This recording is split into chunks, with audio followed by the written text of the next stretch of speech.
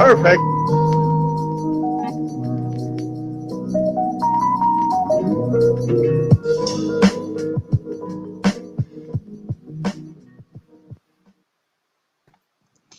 Good evening, gentlemen of the Manosphere. How are you guys doing today?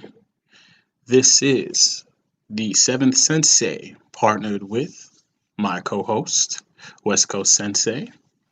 We are in the building today, and we're going to be going over the ManNot yet again as we dive back into it. But first, West Coast, what's up, man?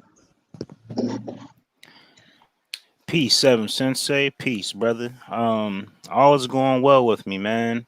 Um, just getting through the week, man, and just contemplating about what's transpired. I'm not sure if you heard about what happened with the brother Chadwick Boseman or not.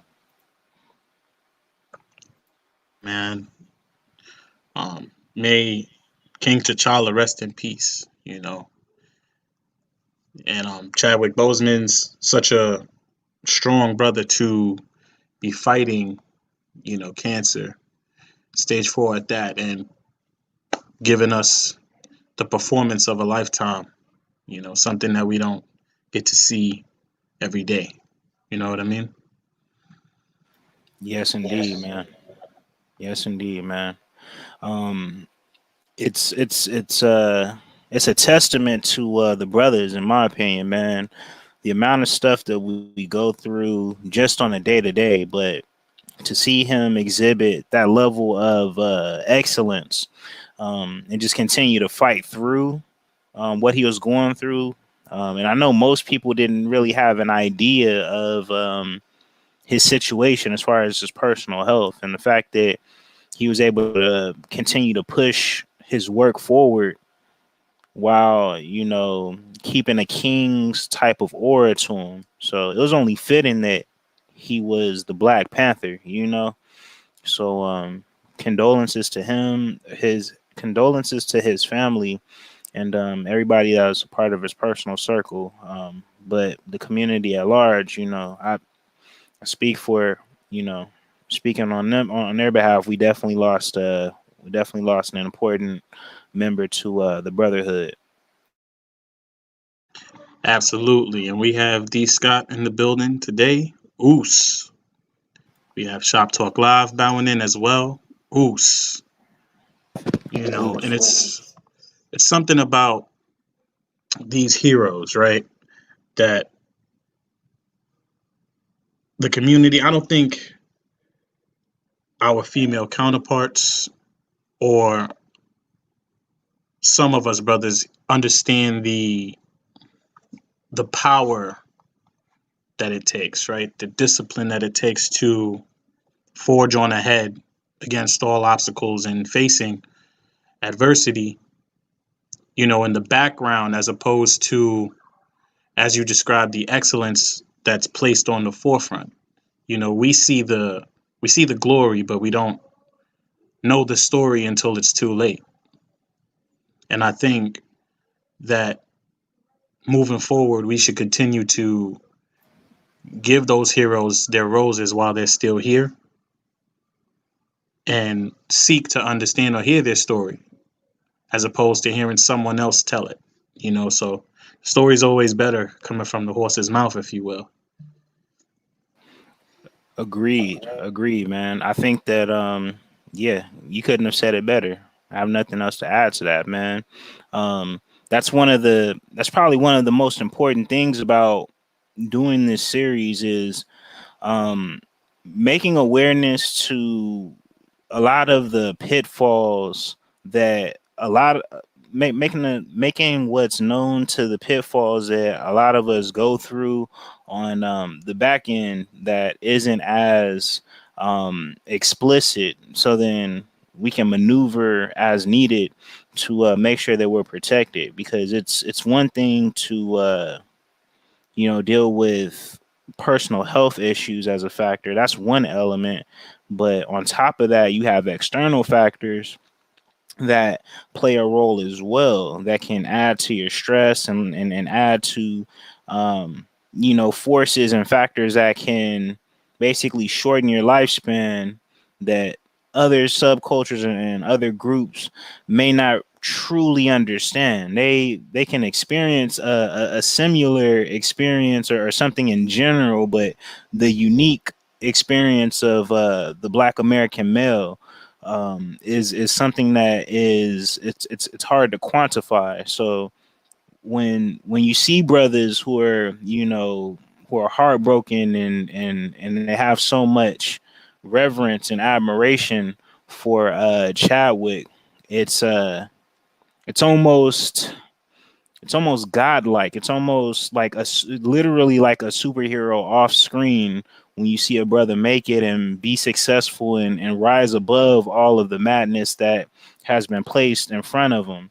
And to your point, I think that a lot of people have been accustomed to making that the expectation and sort of like the story for brothers to chase after, versus actually resolving a lot of the problems and adversity that we go with, and it's almost turned into like a complex.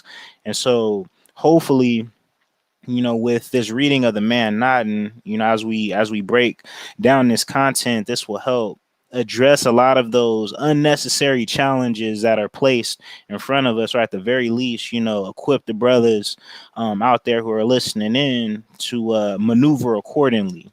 Because I think I've heard this mentioned in more than one stream these past few days. If nobody looks out for, if we don't look out for each other, who will?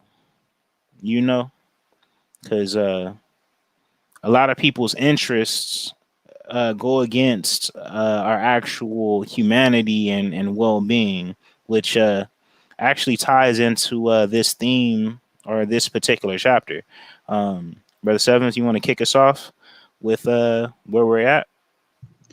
Absolutely. So, this week, as we showed last week, we're going to be jumping in, right? Let me let you guys know where we're at, because this is chapter 3, right? The political economy of the N word, dumb, you know. And reading this chapter, right? It How could I put it into, I don't want to be long-winded, but I do want to say that this is something that it was very mind-boggling and eye-opening as well. And then just doing the due diligence of the things that were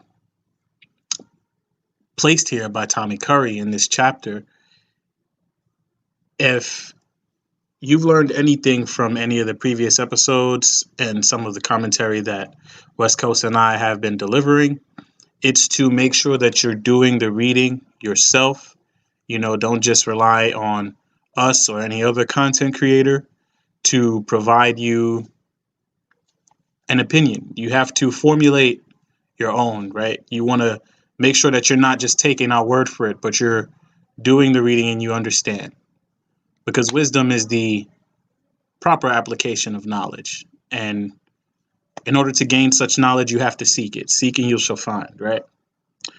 So we're going to start it off, with the subtext before jumping into the chapter. This highlighted portion here, right? A powerful racist political socioeconomic agenda that at once invented and condemned black boys as super predators. The term super predators, as we know, right, it's been talked about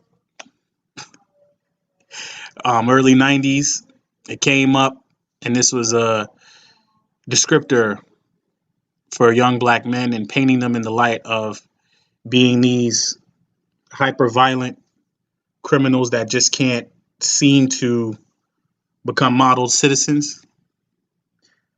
However, I would like to know who, or I'm pretty sure you brothers would like to know, who was the first person to coin such a term, right? And we have 600 in the building, optimism shining through. And I believe West Coast, you have something interesting to show us right now, right?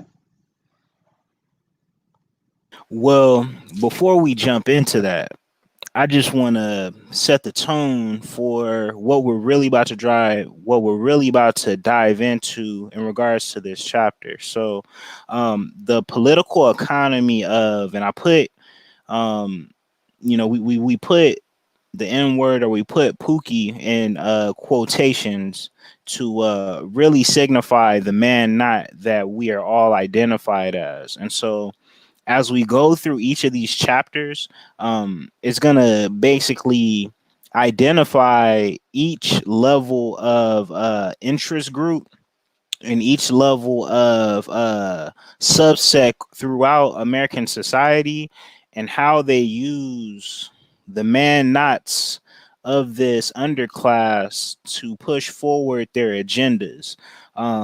And for whatever reason, and for whatever interest, and that's going to be the overlying theme as we go throughout each of these subjects and each of these sub subjects. So I just want to set the tone for that. And yeah, as far as the super predator term, right? When it comes to the political strata, and when it comes to just political economy, we know that words are important. And like we were reading before, Dr. Tommy Curry highlighted, and he used several references to how us as man knots are used. And the first step is through dehumanization. It always starts with the cultural ecosystem, basically making it acceptable to point to whatever class or whatever group that they want to target as a particular resource to be used to strip them of their humanity. If you don't do that, then everything else falls to the wayside. So uh,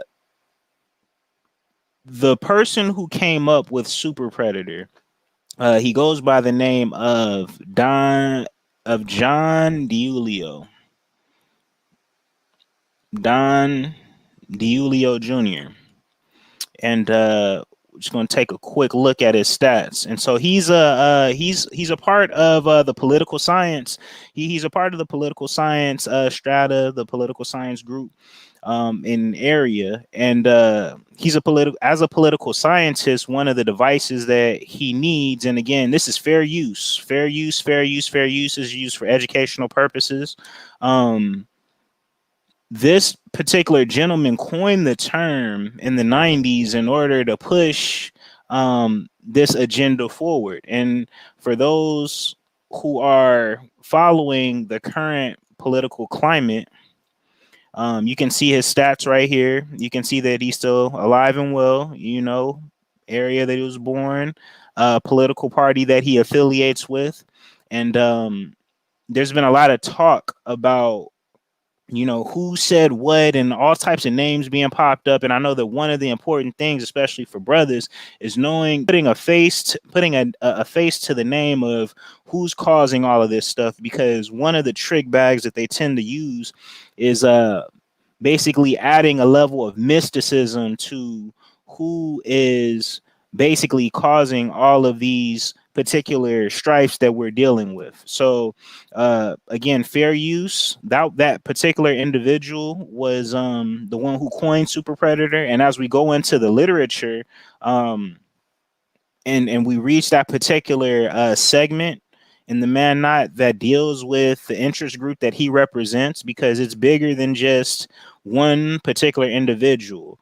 One of the things to note out is that this is a systemic issue. So it's one thing to take note of an individual and what their part is played in it, but it's a bigger and more critical piece to know the actual grouping and the effect, which is what we really want to drive and get at as we move forward with this. So the first piece of the political economy of Pookie, right?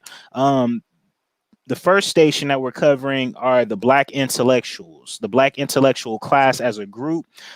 This isn't a shot or admonishment to any Black intellectuals in particular, those who are in the ivory tower, because again, we don't want to be we don't want to mistreat this subject, and we want to be very specific in how we're using our words when we say the Black intellectuals are the Black uh, intellectual class. This is it being shown as a whole and maybe the majority that's represented and not the minority or the exceptions that are within the majority. Similar to how us as Black males are classified by our worst, the worst of the worst, or the quote unquote pookies, giving them that same respect. This is the first piece that we're going to delve into as far as this class and how they use the Pookie or the super predator as a political advice, a political device in order to advance themselves within the social structure that we call the United States. So, Brother Seventh, I'm gonna hand it off to you.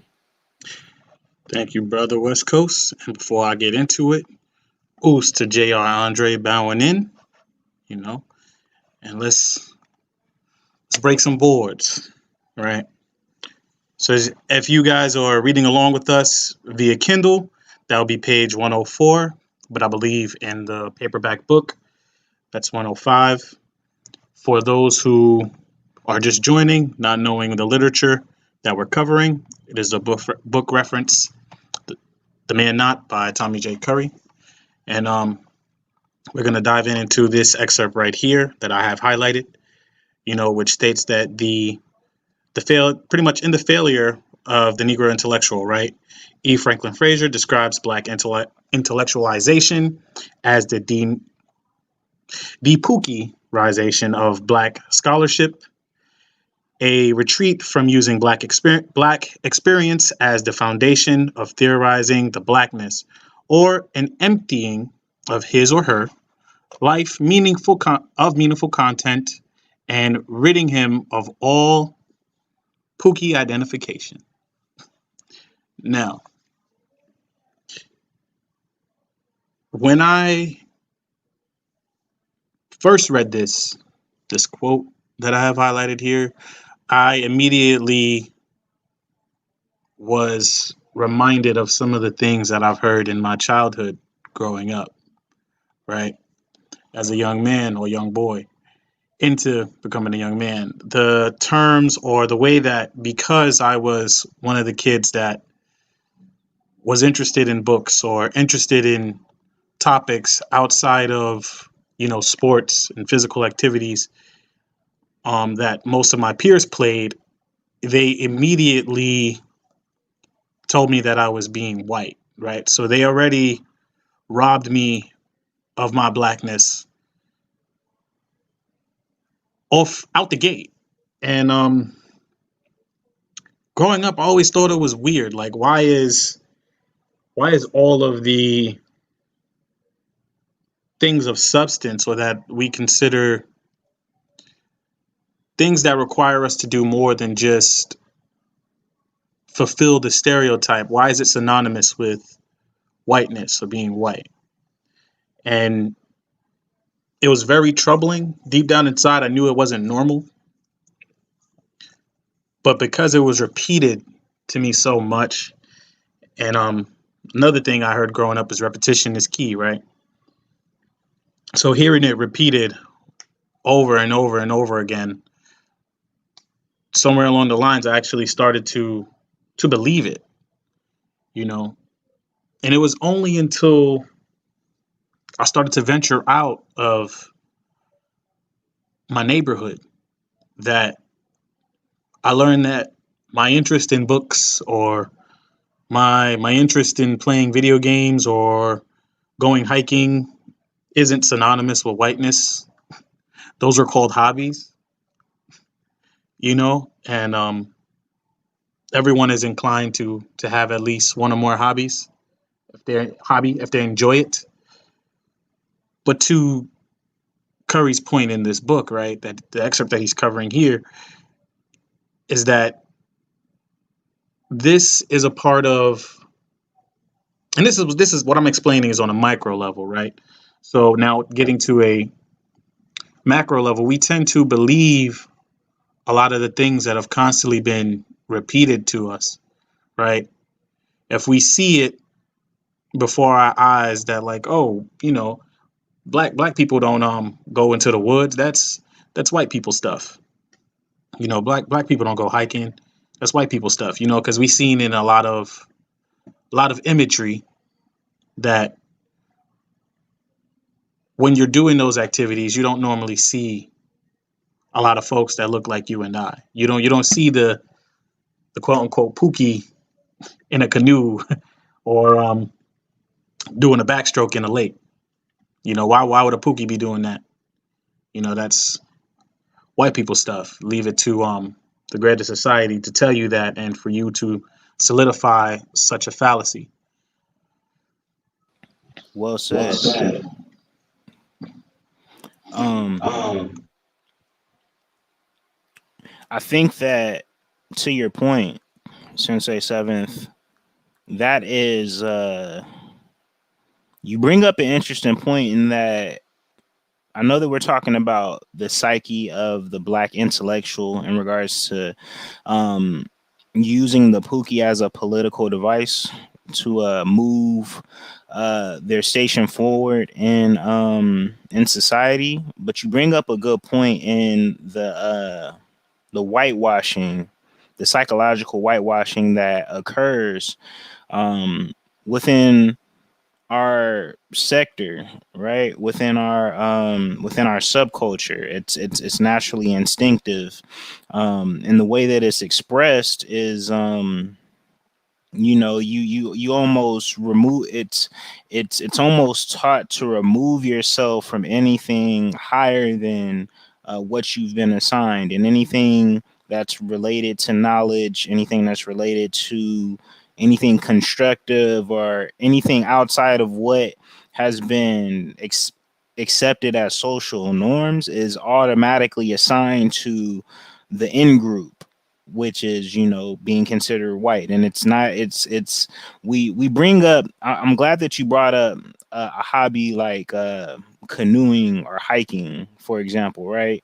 Where that historically was considered quote unquote white, simply because the construction of our social mores and our norms has taught us that what it means to be black is X, Y, and Z. And because it's sort of like a logic, it's almost like a logic fallacy, where it's like, because we've been taught to be X, Y, and Z, that inherently means that if you don't do X, Y, and Z, or anything that isn't included in that is automatically excluded as non-black or considered white.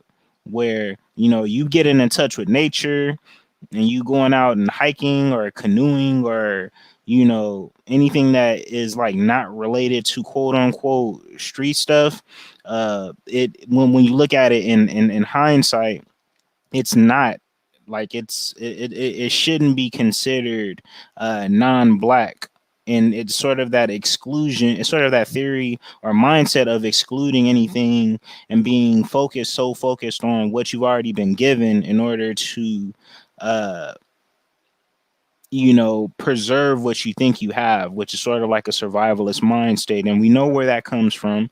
And one of the responses outside of this basically the self censoring of activities that are considered non-black or being superimposed as non-black is the black intellectual side in regards to the political strata. So under the piece that you highlighted, Dr. Curry states that the study of black folk under the integrationist milieu shows the danger that black intellectuals, this black bourgeoisie, pose to our conceptualization of our thinking about blackness, which is described in Carter G. Woodson's The Miseducation of the Negro.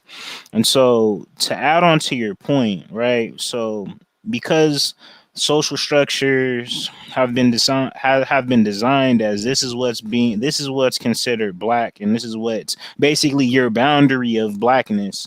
Um, there is a subsect or a subculture of intellectuals who will take that information, and in order to, get out of said category, they have to come up with a method. And so these methods and these different ideas in ivory tower and in university and those who are of the eggheads in BGS's term, kind of come up with is they have to come up with these theorized methods in order to retain their station, that is, for all intents and purposes, considered uh, non-black, but it's still considered white, and basically craft out their own space within this segment. And so it looks like you already highlighted a portion of that.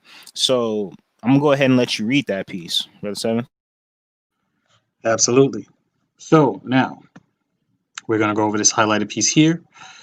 The study of Black folk by the academic class reflects the desire of Black intellectuals to be the beneficiaries of the anthropological history and consequently the post-racial possibilities articulated through white humanity, while desperately seeking to separate themselves as a class from pathological representations associated with the Pookie that, excuse me, the decadent racial connotation inhibiting the recognition of their spiritual transcendence to a more bourgeoisie class, right? Assimilating canonical knowledges, right? Now, pardon my coughing, gentlemen. I wanted to chew on this for a second in this piece, right?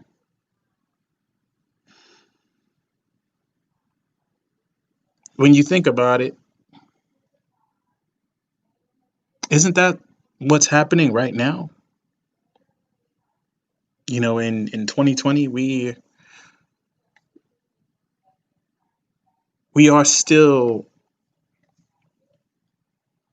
attempting to separate ourselves, right?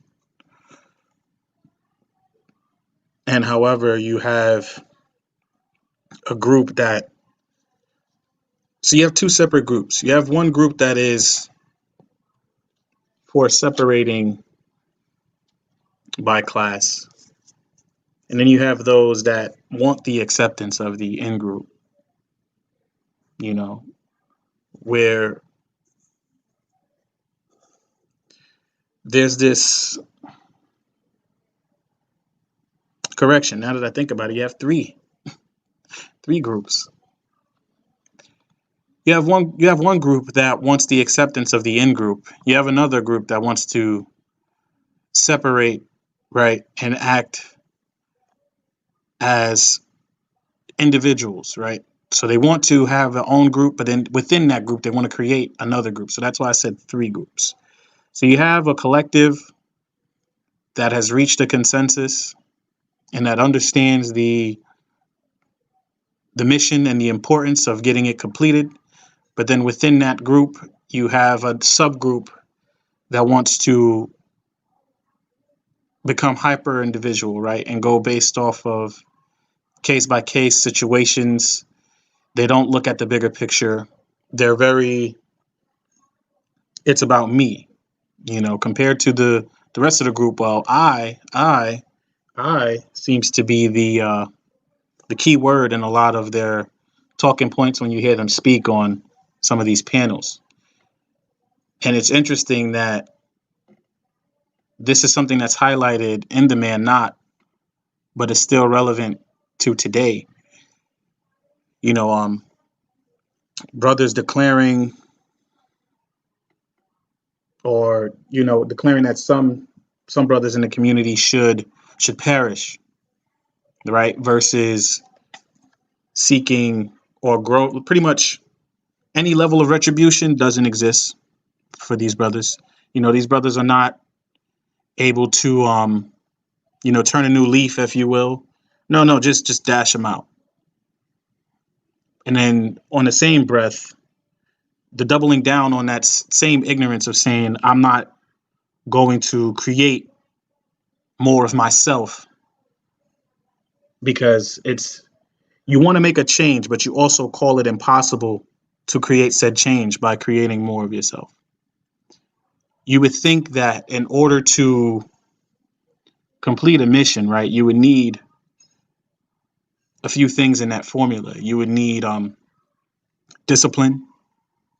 You would need discernment. You would need empathy. And you would need emotional intelligence. But from what I could see, there's a lot of lack in those areas. And so now there seems to be a huge cloud of confusion that floats around in our sector and in these spaces and in our community. Oos, brother Art, welcome. And it makes me scratch my head and wonder, what is it going to take for brothers to get the big picture? I mean, again, in order to get the knowledge, right, you have to seek it, which means you have to read, and once you get said knowledge and you apply it, well, that's when we're cooking with wisdom. Now, this desire that, each party has, I come to question it in these days, because there doesn't really seem to be, it's not thought out. It's not, there's no line of logic. There's no structure to it. And so I asked to both West Coast and to the 400 we have in the audience,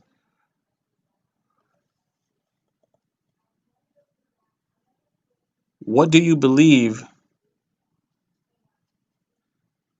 is the next course of action to dealing with, because I know we have a mission at hand, but we need to know, we need to look at the board. We have to look at the chessboard and understand and identify the pieces that are at play so that we can move accordingly and we don't end up in checkmate. So what do you brothers believe to be the next course of action moving forward when dealing with these, I'm gonna call them dreamers, the vision, I'm gonna call them toxic visionaries from now on. To your point, the way that I see them, they fill a particular role that falls under the category that we've seen before. It's sort of like a reinvigorated Uncle Ruckus type of archetype. So for me, I think that they have their place. Their role is essentially assigned to the same area that the black intellectuals, and again, when I say black intellectuals, it's talking about the ones who have accepted the programming of the dominant society, and they're trying to carve out this artificially constructed social class where they're separating themselves from the identified Pookie or the hood ManNot slash basically the black male.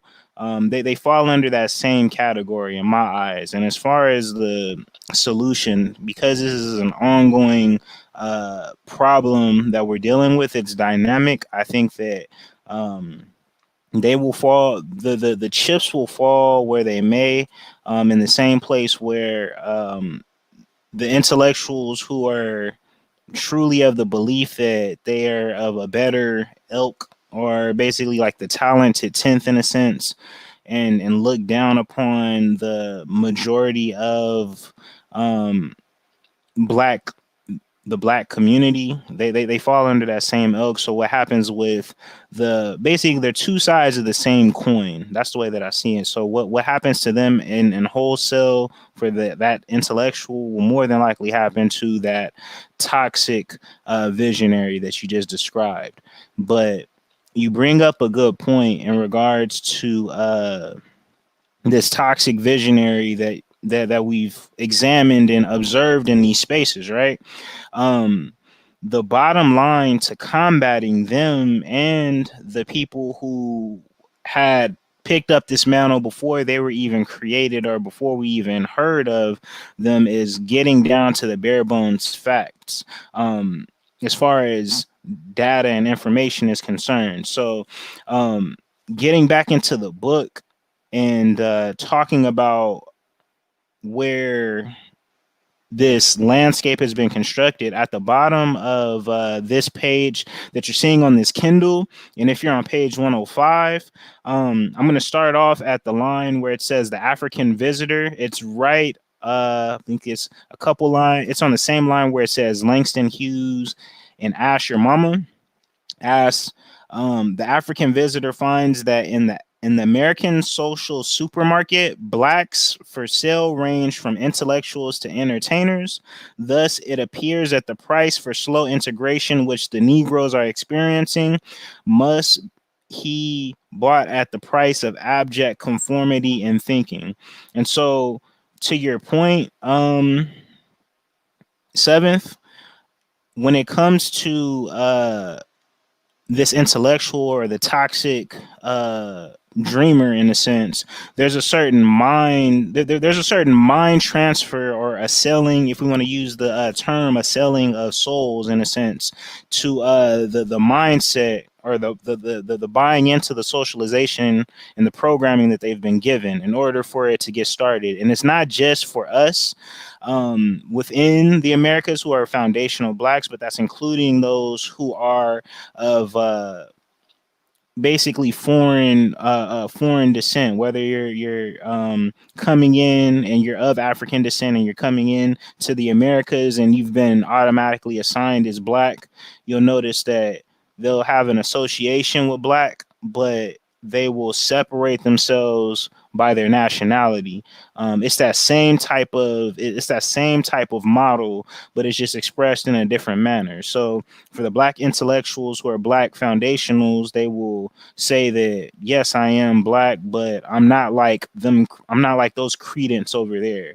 And for those who come in to this space and come into the Americas, they'll say, yeah, I'm black, but at the same time, I'm, insert nationality here. And they use that same model, and you can see plenty of examples of it in the political strata today. It looks like you wanted to say something. I'm gonna let you hop on. I'm not black. I'm OJ. I'm not black. I'm Dominican. I'm not black. I'm Nigerian. Exactly. And it's that line of thinking that only solidifies. I remember Art reiterating the saying on his stream. Shout outs to Art. Oos, new style. This is a team sport. Racism is a team sport, right? It's not just one person playing. It takes two, right, to tango. So when you have two people or two groups buying into an ideology or a set of beliefs, right? Let me rephrase that. A set of lies. Lies. No matter how beautiful you make it up to be, a lie is still a lie. You know? Or said, I'm not white, I'm French. Facts. Exactly. But Yeah, to your point, there's a to be honest, if I was to put myself in their shoes, there is a financial incentive for them to move forward with said model, and for the majority of them, that seems to be one of the primary driving forces, which is self-preservation. So, not gonna knock them, but we are gonna call it out. So that's basically what it boils down to. So let's go on to the next page. Um, Curry states the effect of racism is much more complicated than the blanket history of exclusion, usually offered as the master narrative of slow, arduous progress in the academy. It is undeniably true that black scholarship was denied entrance into the American university, while scholarship and thought allowed in the academy was moderate and rewarded for taking integrationist stances, far removed from the political and philosophical tone of the black internationalist and anti colonial traditions thought to originate primarily in the masculinist rage of the black male.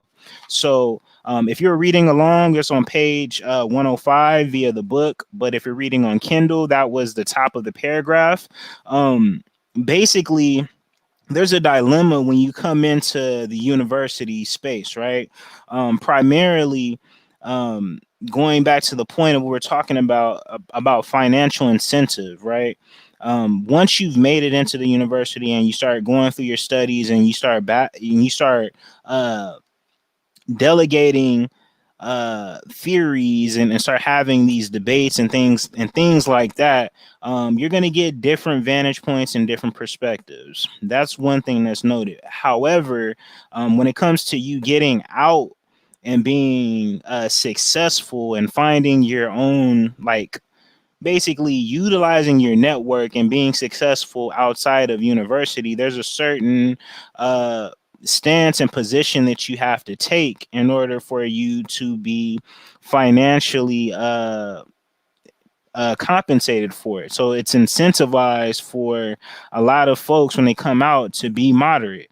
You're allowed to get out all of the radical ideas that you had in your undergrad, but once you go out to be an adult in the big world, you have to fall in line. And when you fall in line, there's a certain amount of discretion that you have to use, which is what you see today, especially post George Floyd. We'll use that for an example, right? Um, if you notice that a lot of the radicalist ideas and the things that were driving it, driving this culmination of events occurring happened in the beginning, but you'll see that once it became normalized, it was accepted. It was accepted enough for those who are in the society at large and have like an integrationist standpoint to make a stance, but in a safe position so that their job or their financial security isn't in jeopardy. And so I say that to say that there is a major dilemma that black intellectuals and those who are in university have to face when they come face to face with the question as far as your cultural and socialization in regards to the knowledge that you have and the ability that you have to make change, right? uh, you either get with the quote unquote program and you get in where you fit in, and you make these talking points that have been accepted, or you take an extreme stance or an opposite stance against it and suffer the consequences. And shout out to all of my academics. Shout out to those who are in education.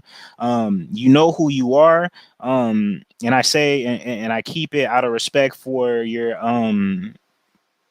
station. You know who you are. I give you respect for those who are fighting the good fight on the low, because I know that when you are upfront and bold about it, for the most part, there's a lot of penalties that come with it.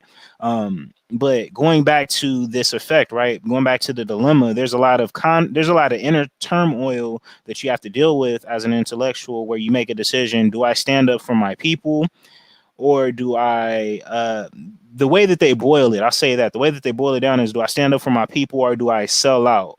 And that's sort of the trade-off this society and infrastructure puts in as a safeguard in order to censor and shush our intellectual betters who may be able to fight the good fight, but they have to make this, this trade-off on whether or not they will do the individual sacrifice versus helping the collective. And again, this all overarching, because again, these are all political themes and political ideas and structures. This particular subsect, you're having this civil war, this civil battle in regards to political economy and how you want to exploit uh the ManNots of this world, especially in an intersectional environment that we're in now. Do you go against the grain or do you go with it? So you can go the Dr. Tommy Curry route, right?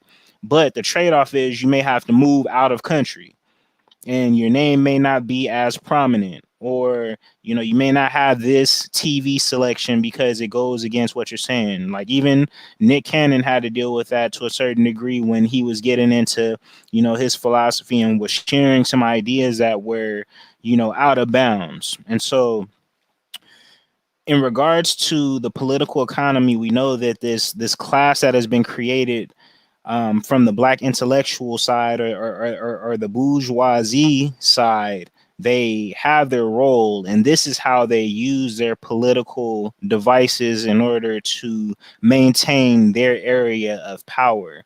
And the thing about Dr. Curry and what he brings up and what he mentions is when you get into the actual statistics of what's really happening with the community, a lot of the talking points fall short.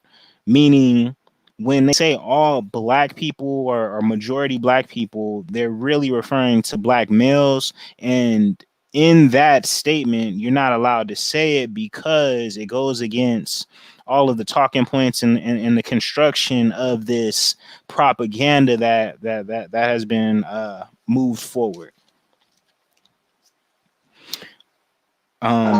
Exactly. Go ahead. And I wanted you brought up Nick Cannon, right? Because this is coming from like an entertainment standpoint.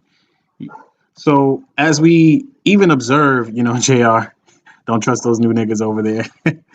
Look, now when you even put a microscope on some of these individuals, right?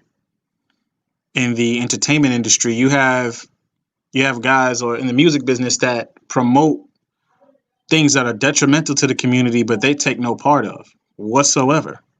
Like the use of substances and promoting substance abuse, or selling a substance, and they don't use it, but they sell it.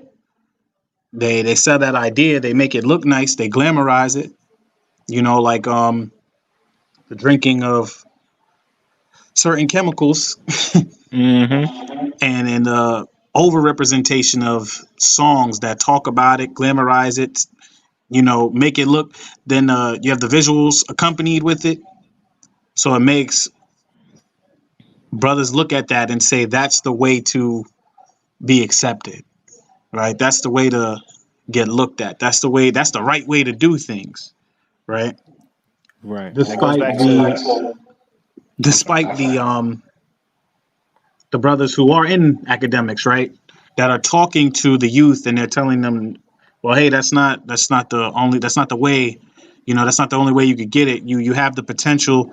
You can do this instead, right? Don't let them tell you that this is what you should be, because you have the potential to be so much greater. But then that message is being dampened down because the negative connotations are being emboldened, right? The messaging of things like substance abuse and crime and being that hustler, right? Get into the bag, even though everyone loves saying get to the bag, but there's no explanation on how to get to said bag, right? It's visuals and then people assuming and connecting the dots, right? When you hear, I'm getting to that bag, and then the visuals that you see is me with, a bunch of firearms, or like, I'm drinking, or I'm using substances, but I'm iced out and everything, to someone that lacks discernment, right? Because this goes back to my previous statement. There's a lack of discernment and discipline, as well as empathy and emotional intelligence. So when that stuff is being pushed to those that lack discernment and discipline, they become very impulsive, and they believe that that is the only way to get to that quote unquote lavish lifestyle. You get what I'm Right. saying? Well said. I think that to add to that, I think that that's a part of the political economy that we are discussing here, right? In the music industry, there is an incentive to sell this particular image and sell this particular idea. It's not that there aren't artists out there, and there's plenty of them who preach against it. It's not just a Kendrick Lamar, it's not just a J. Cole, right? But there's a reason why they're not promoted, and there's a reason why they are in different channels aside from what you see in the mainstream, because again, it reinforces that same political economy to keep us down, um, and basically fulfill a particular role. So to add to that, I'm gonna jump to this page on 105 if you're still on there, and actually read this piece right here because it actually speaks to what we're kind of talking about. Um, the study of his actual being is shunned, a race for the convenience of maintaining a political narrative of racial advancement and equality, able to be explained by less material and more intersectional post-structural theoretical accounts. The theory and conceptualization of the world originating from the life of the black male are altogether ignored in his death, which exposes the machinations of anti-black racism peacefully coexisting among the symbols used to rationalize the story of racism's slow demise in America are de-emphasized for the recognition of more ideal intersectional subjects. And I want us to hold this thought for a moment, and I want to jump to uh, another piece that I think is very important for the brothers at large to really hear, and an idea to really spark um, uh, an agenda of sorts. Because right now we're dealing in this post-structural intersectional particular situation in regards to the political stratosphere. Dr. Tommy Curry mentions something that is very key to what we can use and harness as an agenda, especially now that the idea of the intersection of race and sex is something to be accounted and noted for. And so I jumped to page 106. Um, and in 106, um, I'm gonna start off where it states, and it's the fifth line if you're reading by book, and if you're on page, I think that it's still showing up there. It says that there's no ontological semiotic attempt to categorize the black male's historical and sociological vulnerabilities within the male category. He is simply overdetermined and imperceptible within the multiple male configurations that name him. Under disciplinary arrangements of gender and sexuality, the unemployment and underemployment of the black male, his lack of high school education and college matriculation, his disproportionate physical and sexual abuse at the hands of black men and women, foster parents, and the police, and his disproportionate death and incarceration are obscured. Um, Rather than fight for the inclusion of black males as gendered and by consequence affected by gendered violence, this chapter situates the vulnerability of black males theoretically by analyzing the disciplinary obstructions to his study. And so I say all of that to say that two things. One, the way that the political economy of the Pookie is used today, one, in order for it to work, its workings is to, one, allow us as black males to have our history as far as abuse interracially and intraracially obscured. Two, have this persona that we assume white male patriarchy and we have all of the privileges. And three, add to the stereotype that we are invulnerable to we're invulnerable to gendered violence because of our masculinity. And the trick bag that we kind of fall under, or that I've noticed some brothers fall under, when trying to exhibit or assert a type of masculinity, or a type of bravado, I'll say. I won't even say masculinity. When they try to exhibit a certain type of bravado, they fall under the trick bag of reinforcing the stereotype that, us as black men, we're invulnerable, and we can do all of these things even throughout all of the odds and all this other stuff, without any type of help. Like, you don't need, like, to your point about the toxic dreamer, talking about, I don't need any handouts from the government. I don't need any handouts from, no reparations. I don't need no X, Y, and Z. Just know that you're inherently falling into that same you're falling under that same political device that this infrastructure is already constructed to basically say, okay, so you don't need any help, you don't need your reparations. That's what you said. All right, cool. Let's move on. And while you say that, other groups are using that as fuel and ammunition to push and drive their political agendas moving forward. So the way to actually resolve that, just talking about solutions, is standing firm in your intersection of being male and being black, because there is plenty of substantial data, so much data that we're almost an hour in, and we haven't got back to like the main articles and examples, which is what we're going to get to, of how black males, specifically black and male at that intersection, are specifically vulnerable. And throughout these past years, it has only been black with the erasure of male that a lot of our counterparts and a lot of intellectuals who have bought into the idea of intersectionality and putting women first are able to exploit our bodies and exploit all of the vulnerabilities that have been given to us. And in addition to your point, West Coast, right?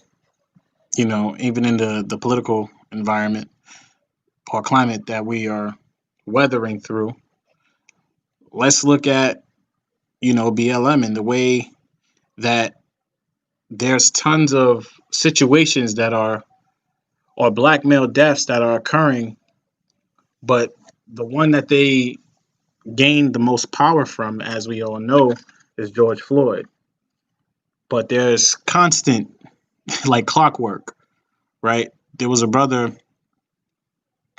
that just recently occurred where the brother was trying to get away from the officers and get into his car, and in the video footage he was grabbed by his shirt, and the officers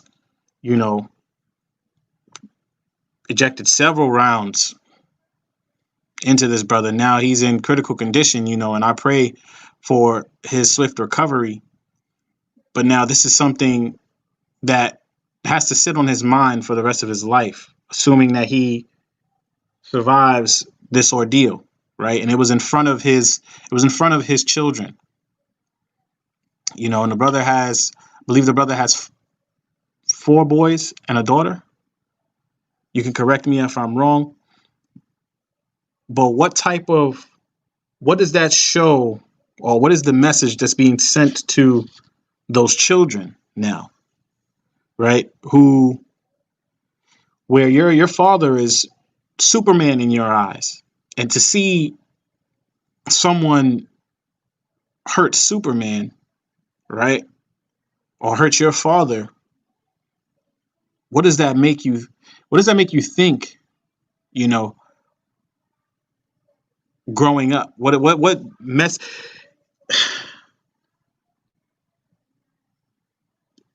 It leaves so much room for implications to automatically take away the authority or power from the black man when these things are being done over and over, and especially in front of their young. And this is a picture that's constantly being painted and highlighted, but no one's really diving into it or talking about it in depth, like people in this particular sector, right? That are looking at all of the facts and not just making up these toxic visions of what should be and what should happen, like making excuses for why this brother, like they would make, it's like they're excusing the officers that should be looked at as criminals, man. I thought everyone was subject to due process, innocent until proven guilty. But when I listen in to brothers in this particular space, I hear them look for, well, what did he do? And or say things like maybe he should have complied, or he should have never ran away, or I remember when he stole that apple when he was 7. So that warrants the assaults, that warrants the murders, the attempted murders. All of that is warranted. It's like you immediately or instinctually look to put us in a negative light. And I bring that to the forefront just to constantly reiterate and remind brothers that we're having these discussions, right? And even though we're having these discussions, it's being dampened down by constant. It's being dampened down by white noise, if you will.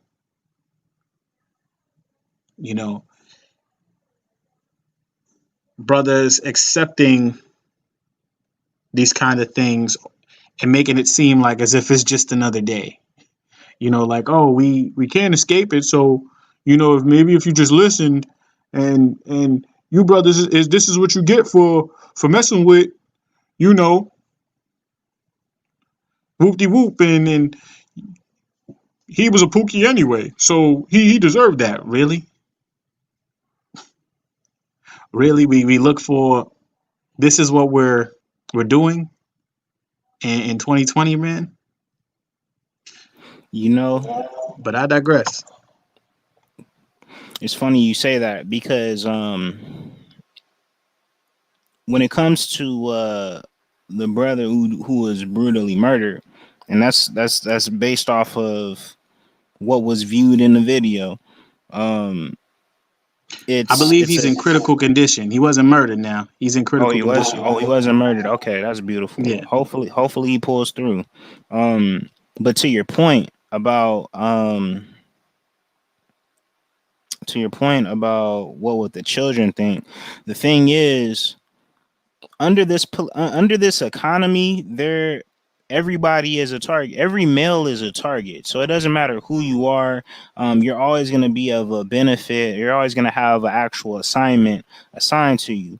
And I want to use this particular case in this example. I'm gonna jump to page 108 of the ManNot, and let's take a look at a case. And I want to know your thoughts on it. I want to know your thoughts on it, Brother Seventh, as we go through this particular segment. And so this segment is in regards to a young man named J. Michael Mitchell. And so Dr. Curry expounds, in Portsmouth, Virginia, a young man named J. Michael Mitchell, who was poor and had a history of mental problems, was arrested for stealing a bottle of Mountain Dew, a Snickers bar, and a zebra cake worth a total of $5 from 7-Eleven. He was incarcerated for 4 months without trial. On August 21st, 2015, he was found dead from starvation. Um, I want to build this. I want to build this story up. I pulled a few articles in regards to this young man, and when it comes to J. Michael, it looks like this story in itself is it's rather interesting, and I believe that this is his family right here. And I want folks to take a look at the imagery, right? Take a look at the imagery. Let me know if you see any connections. And this is going to tie back to what we talk about as far as the theme in this space, in this sector, sort of the social behavioral conditions that we notice folks say as far as language and rhetoric inside, but I also want you to notice how the case is built on the outside. So as you see right here, it says man accused of stealing $5 snacks died in jail as he waited for space and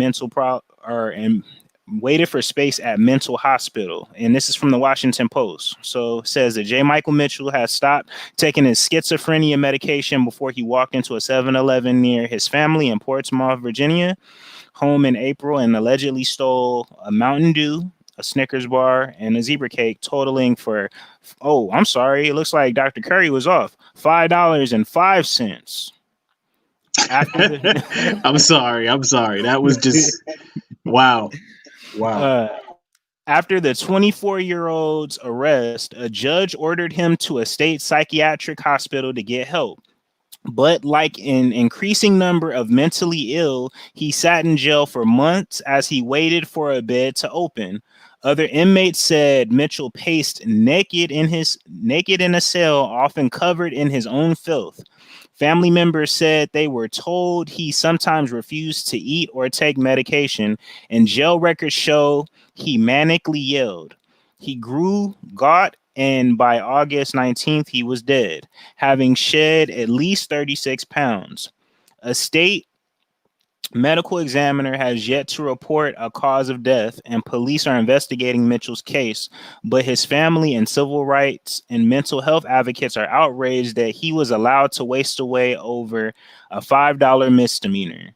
Jail officials denied any wrongdoing, saying Mitchell was fed regularly and was seen by a nurse. I'm gonna do a quick break right here.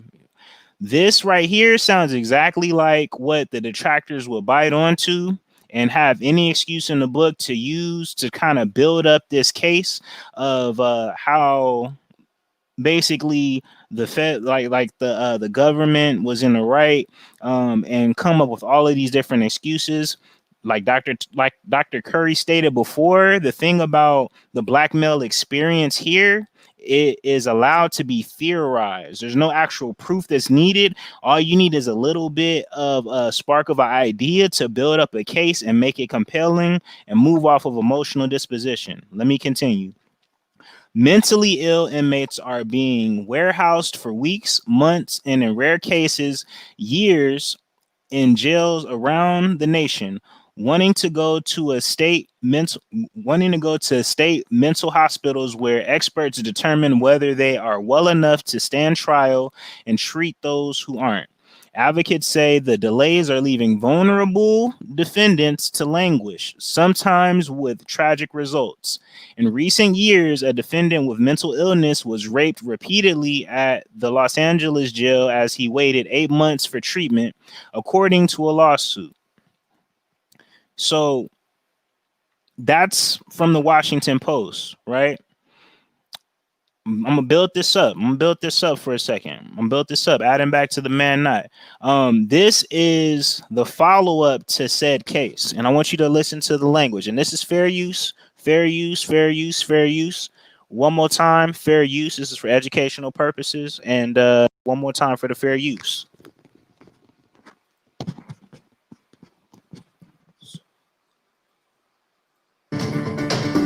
The family of Jamichael Mitchell has reached a $3 million settlement in their wrongful death lawsuit against Hampton Roads Regional Jail. The settlement includes no admission of wrongdoing by Hampton Roads Regional Jail, the medical provider, or other defendants.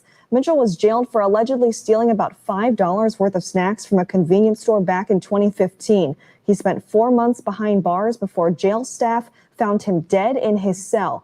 3 months before his death, a judge ruled Mitchell be transferred to a state mental hospital, but he was never moved.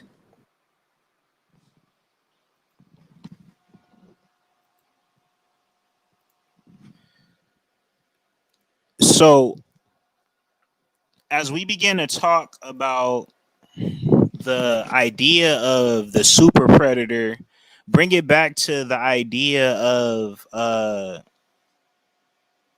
the political economy of the Pookie. Even in his death, folks are collecting millions off of this black male body. There's an incentivized benefit to seeing the exploitation of black male bodies. Now, this isn't a shot, this isn't an assumption to his family, but if you noticed on the actual commentary, the jails, they didn't admit to any wrongdoing. This was a settlement, so it didn't even go to court. It didn't go to trial. And you see that the actual information, as far as facts, are there. But this brother never got justice. This was just another brother. This was just another black male body onto this ManNotness, this political economy. And this is the most important part. Going back to the visuals, if you look at the photo right here, right, this is reminiscent of a George Floyd. I'm talking about the millions, of dollars that go hand over fist, not only to the quote unquote institution, but everybody else that benefits outside of it. Whether it be, the family or the cousin or the political groups that were the quote unquote attorneys of this brother, who didn't really fight for this brother the way that they should have, getting millions off of this. So when we talk about the economy of, we talk about the economy of the black ManNot, and we talk about what can we do to get better at this. This is what we're facing with. We're faced with folks who are incentivized to get bank off of our bodies. And all they have to do is just reimagine it. Doesn't have to have any facts to it. All they have to do is just say, well, because, like, let's go back through the article, right? Well, he stole $5.05. Well, he shouldn't have been out there in the first place. But it says right here that he stopped taking his schizophrenia medication before he walked in. Well, it doesn't matter because he should have had the wherewithal to take his schizophrenia medication.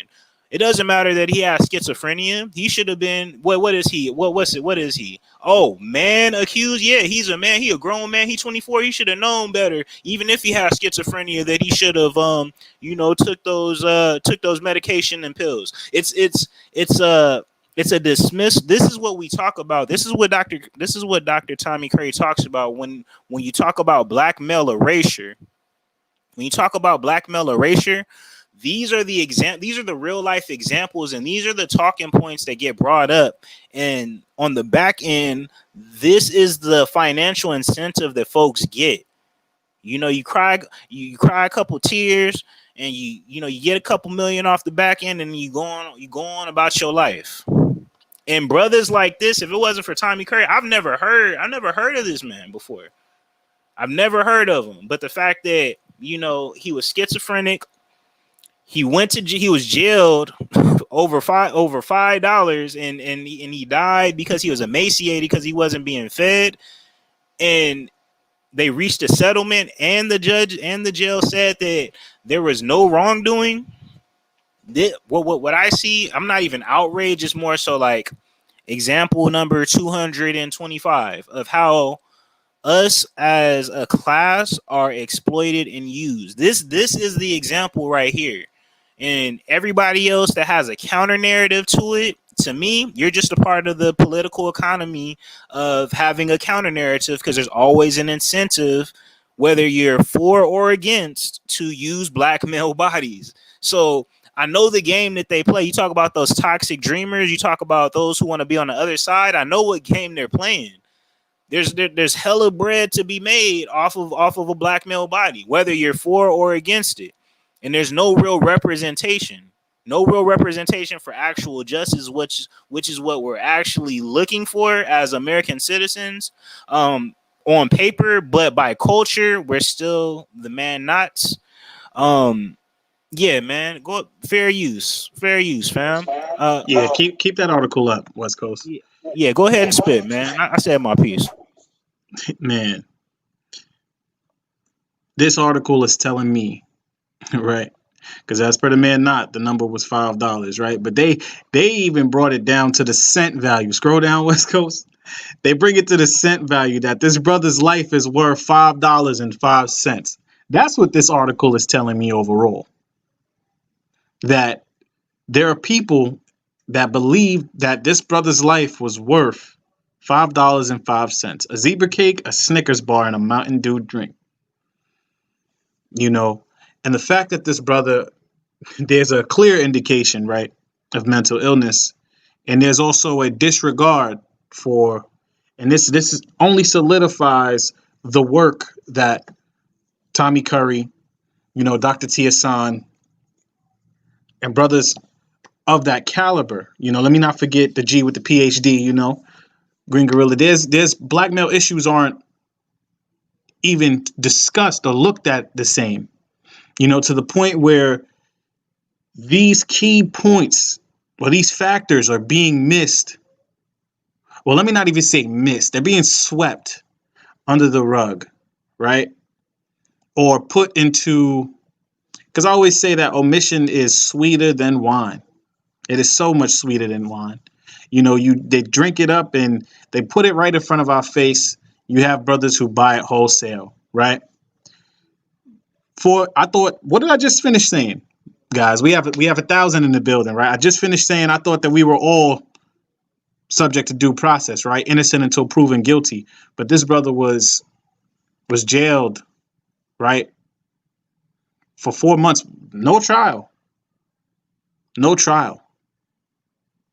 And his death, what sparked it was $5.05. Like, don't forget that number now, y'all. Because in the ManNot, he said it was $5, but then the Washington Post, they said no, you're wrong. It was $5.05. That 5 cents is significant, right? And brothers that say, well, he should have never been there, and he's a grown man and he knows better, but until I can't even grasp. Like maybe if it hit home for some brothers, then they would understand, you know. At least is that's my initial thought process, but it's already here. It's already hitting home.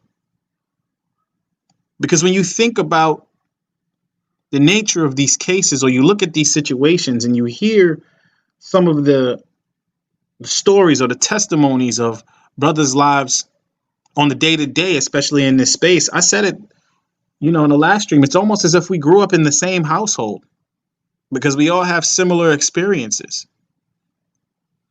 So it's already hitting home for me, at least. I can't speak for no one else, but it's hitting home for me, and it's frustrating because it's telling me that not only is that brother worth $5.05, but I'm also worth $5.05, or maybe even less. Maybe even less. You know, and J.R. Andre, he said, what about Khalif Browder, right? You know, these cases aren't being handled properly,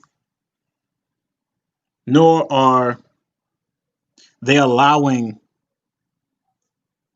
us to point that out. It's being, again, dampened down for the imagery and some of the trick bags and plays at hand. And then we have brothers that aren't helping and bringing that awareness and moving towards a course of action which can lead us to solutions. You know, they'll continue to look for excuses and say, well, he should have worked, and he could have bought it instead of stealing it. But the brother perished of starvation, and they believed that there was no wrongdoing. Right?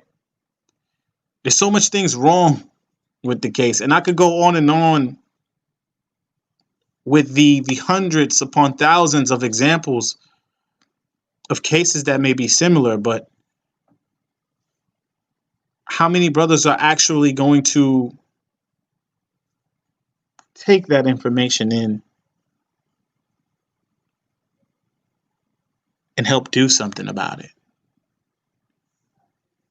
You know, I'm not even saying go out in a blaze of glory and build a rocket ship to Mars and we all just live on Mars. I'm not saying anything like that, but I'm saying to remain cognizant of the environment that we're in and protect the boys in your communities, in your district. Elevate the boys in your communities or your district before they become men. You know, you want to make sure they get the opportunity to become men, developed men. You know, how many stories like this needs to occur before we're realized that we're being duped? And then on top of that, you have our women, right, and brothers, like our the skin folk, not kinfolk, but our skin folk relishing in the death, the many deaths of black men, and then turn around and say the women aren't being protected. The women aren't being protected because you're getting rid of those who can do it, and then you're getting rid of those that were supposed to take up the mantle to do it. But then you don't see the issue in that. Help me understand. You know, it's well said. And you know what? I'll say this, man. Fair use. Going back to the ManNot. I think that the biggest thing that we really have to understand is that culture is so important, y'all. Matter of fact, hold on. Fair use. Shout out to your boy. This man right here. If you don't know, John J. DiIulio. This man right here. He's the one who coined super predator. He is a political scientist that coined super predator. And in fact, as we go to the ManNot, let's take it back to the ManNot and on page 114, right? Because we talk about the super predator, we talk about how it's being used in the political stratosphere, right? If we go to page 114, if you're in the book, the person who coined it, and it's right at the bottom, at line 40, where it says, although DiIulio rejected his super predator thesis years later, the language and imagery of the black super predator remains imprinted on the nation's collective psyche, as does the violent mythology of the black communities from which these black men and boys come from. So it doesn't matter that the actual person who came up with the term discredited. The same thing with the same author who penned the black macho and the myth of the superwoman. I was just It about to doesn't, say that. fam. Like that's the dilemma that we face today. Is that a lot of the people who come up with these terms and these theories, again, why we need to have people in educational sectors speaking on our behalf so that they can push policy forward. If they're not there and advocating for us, then it doesn't matter if the idea or the person who created the idea dismisses it. It's already in the ecosystem. So you're talking about years and generations of folks and political parties who are pushing campaigns on theories that the person who created it is already discredited. As a matter of fact, fair use. Throw that fair use on there one more time, brother Seventh. I want to show the folks something, man. I want to show the folks a video. This is to my '90s babies. You know, when the Super Predator was actually brought up. This is for y'all, and this is for those who grew up through it as Gen Xers.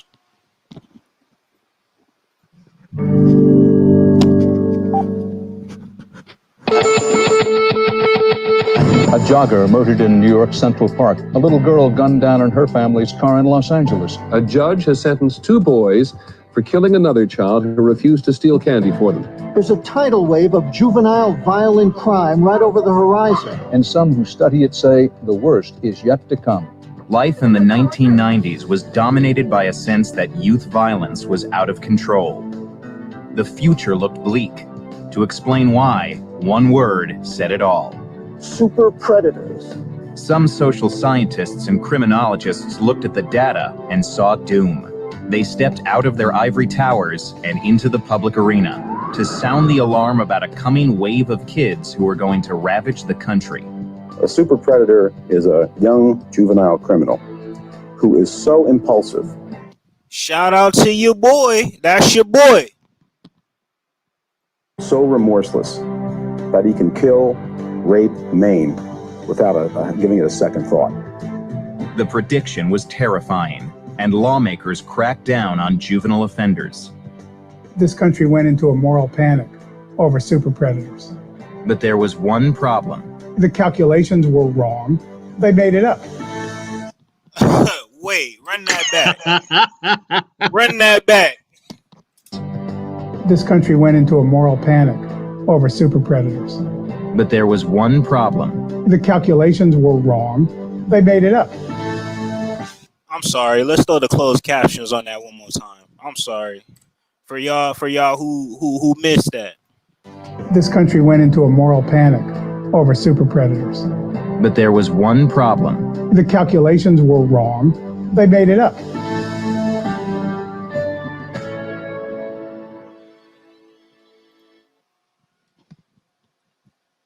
So, Oof. spit. Go ahead and spit. So you guys see the pattern, which this is being laid bare before us, man. From Wallace, from her stance towards black men, and then over a decade later, admitting to going through trauma with 2 men related to her and her family, and regretting writing such a piece when the damage was already done, because there was already an ideology seated in the minds of those who were being exposed to said literature. And then you have this piece here, right, where decades later, or this guy says, I rebuke or I renounce the thought process that I had surrounding super predators. And then you get a video solidifying that, again, the calculations were wrong and they were made up. But the ideology still stands fresh in the minds after that seed was planted and nurtured, and it became, a very big tree, and it bared a lot of fruits of cognitive dissonance, and people bought those fruits wholesale, and they were enjoying it, eating it up, and thus planting more seeds, right? Because what did they do? These same people ended up having children, right? Having children, or believing that this should be in the universities and this should be something that's studied, and it's This is a problem, a widespread problem. But I wonder if those same courses in those universities have another course looking at the fact that now these things were falsified. I wonder, how can you come to these assumptions and these theories, mind you, whenever it comes to black males, it's all theories, right? Even though we see the video footage of brothers being, mistreated and brothers being killed in cold blood, slain, and, the articles coming out and looking at the wording and the pictures, the visuals that go along with it. We see it all, but we're being told it's just a figment of our imagination. It's just you were just in a genjutsu, you looked the wrong person in the eye and they caught you with the visual. And it's all made up. You got to believe. Man, look, again, this is literature. This is literature coming to life, y'all. So we did a lot of a lot of groundwork in regards to the couple of episodes that we did prior, as far as reading through the commentary so that we can get to this point. We don't want the message to be lost throughout each of these examples. The themes and the things that you see in this book, this is the application of it. When Dr. Curry states that, hey, this is the system and how it comes up with, like, they are literally people are granted the ability to imagine this black male in any capacity that you want and be compensated and not be punished for it. These are the examples of it. John DiUlio, he's alive and well. Matter of fact, hold on, let's go back to the fair use real quick. Let's throw that fair use on there really quick. Let's throw that on there. My man 62, those who are a part of particular parties, this is your boy. This is your man right here. He denied it, but again, it doesn't matter that he denied it. What matters is that him as a person came up with the construct to fit the narrative that the society at large has been pushing. And it doesn't matter at this point when it comes to black males. I'm not surprised why you'll hear these talking points in these sectors being brought up, because they know that it's advantageous and that's a strategy. Like, they can literally make anything up and say that, this black male, for whatever reason, he was breathing wrong. People will give the perpetrator, quote unquote, the benefit of the doubt, even in the context of intimate partner violence, right? Because I know that was brought up on a few panels about how, black men are unprotected, or how black men are overly abusive, savage, and black women are not protected at all. Dr. Curry talks about that. He touches on it on page 114. Let's jump to that really quick. Page 114. Before we do, I wanted to touch on Jay Andre's comment, right, where he says the same thing about black, quote unquote, black on black crime, right? What about black on black crime? Right? Created the conditions and conditioned people to think of black males not as black men, right, but as super predators, to create the personal prejudices against black males who became black men. And JR, you hitting the nail right on the head, and you're putting it in the coffin, man, because this is all of we're presenting, right? We're diving into the literature, and then we're pulling up these articles and showing you some of these videos to solidify what we're trying to convey, right? That no matter what you do as a black man, and even sometimes they will call you a black man before you become a black man. You'll be as young as 5 or 7, and immediately you're in manhood. I didn't know 7 was the age of manhood, right? But you could be 7 years old and they can incriminate you and call you a black man. But let's jump back into this literature real quick. And you said the page 114, right?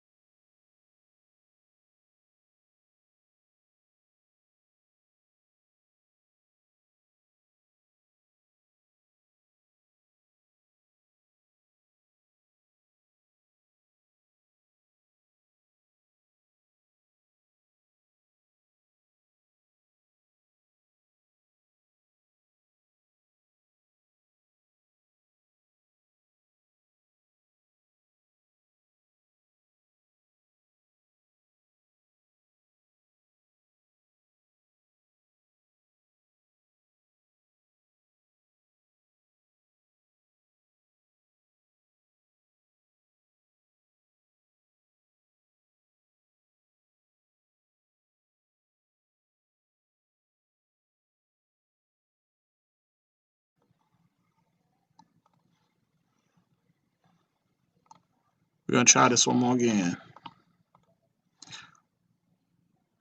Damn, see, it went to 115. 114. There we go.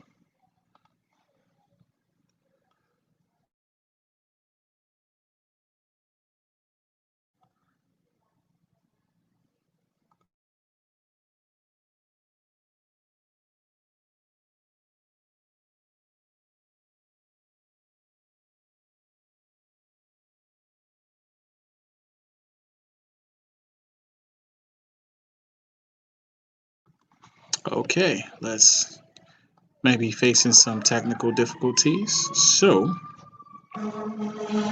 what I'll be doing is going over the next excerpt that we'll cover. It's always so tough to get into this read, man. And All right. Can you hear me okay? yeah, we got you coming in. But yeah, it's tough to get into the read without that feeling of anger welling up within you. You know what I mean? Like each of these, Tommy Curry really laid the map out, man, for us to follow what's actually happening even today, right? It's interesting that this is one of these timeless pieces to depict what already has been going on and is still going on. So now I'm pretty sure you wanted to jump into the internalized vulnerabilities of black males, among other blacks, Brother West Coast. Yes, indeed. So in speaking about that, the key that I want to cover is it's a couple of lines down. It's where it says black males are thought to be too dangerous to actually be victims of domestic and sexual violence. While conversations concerning police brutality or racism are common, albeit misunderstood, there is rarely any attention to the way in which sexual and domestic violence affect black men in their own communities. The hypermasculine stereotypes of black males make it almost unfathomable for many onlookers to see black men and boys as victims of women's violence or rage. And in those few instances that such conversations become somewhat possible, they are mischaracterized as an irrelevant phenomenon that ultimately deflects from the prevalence of female domestic violence and abuse. Now, with that said, in the fair use up on the bottom corner, I want you guys to keep that in the back of your mind as you watch this video here and listen to some commentary, because it's very important.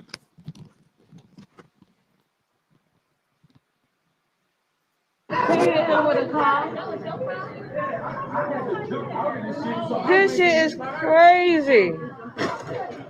This shit is crazy.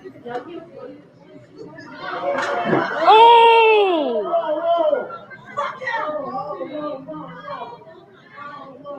He's dead, and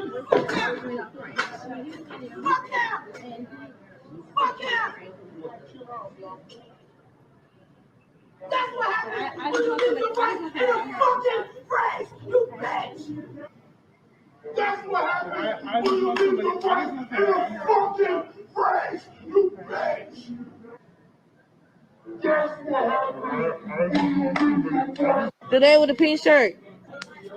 She did it. She going to jail today.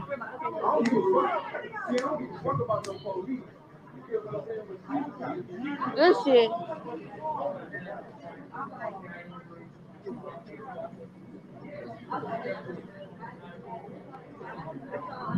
That shit don't make no sense. Thank y'all. Pause. Now, for those of you who are watching this, right? You saw all those queens on screen, those queens and strong black women. The kicker about this video in particular is that brother's still breathing. That brother's still alive. But do you see who run that back, West Coast?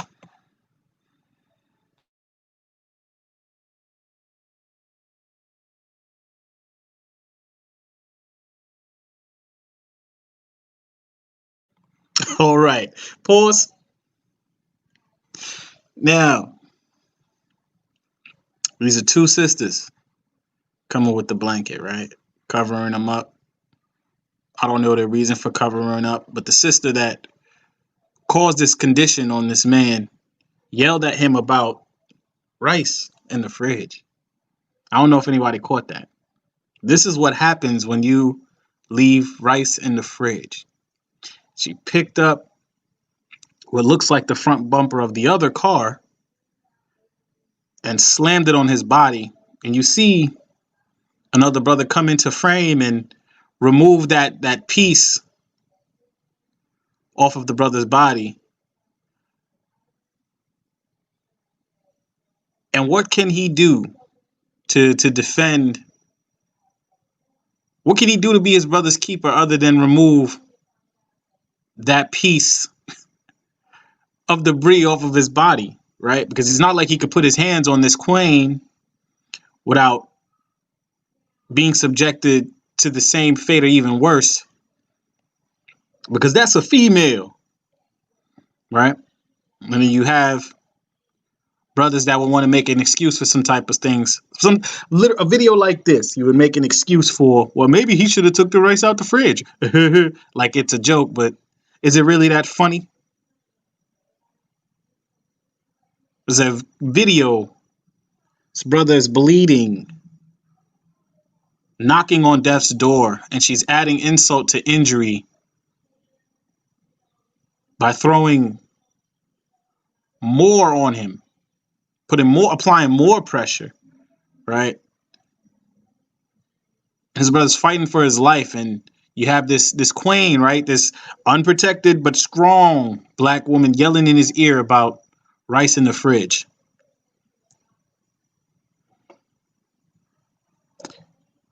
Is that what you?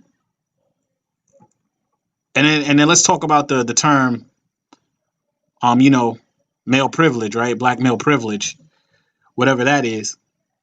It's a privilege to be in that condition, right? And getting yelled at about rice in the fridge when you're fighting for your life. And for those who haven't seen that full video, the police do show up. And they, again, when I first seen it, I thought the brother was dead until I continued watching the video and I could see his chest moving. I could see his back moving, which means he indicates he was breathing, right? And people made that known, telling the officers he's breathing, he's still alive, but they covered him up as if he was dead already. It was almost like it was scheduled programming. Like they knew that was it. It was over in their mind, in their head.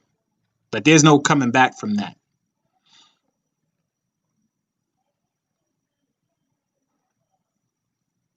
But yet they're the ones who are not protected.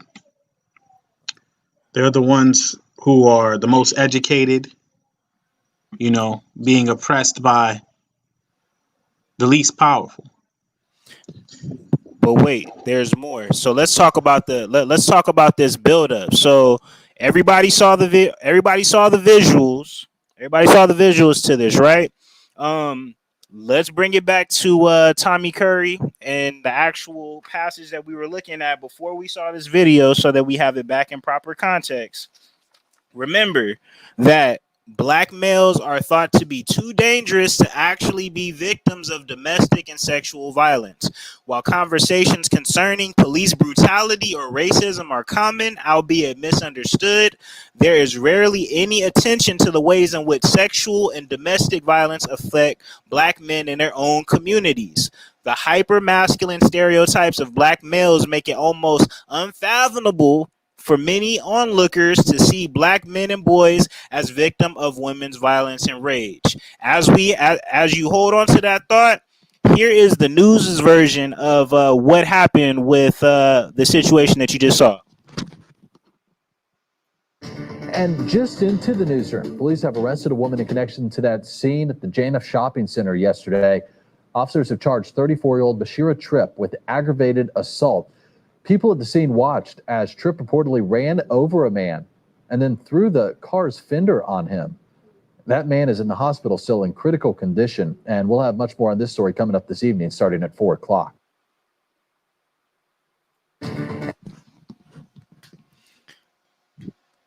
So, as we talk about the political economy of the ManNot and talking about the reimagining of his body in whatever context that's needed, these are the examples. This is the real life example. So in the media and in the public's eyes, this is considered aggravated assault.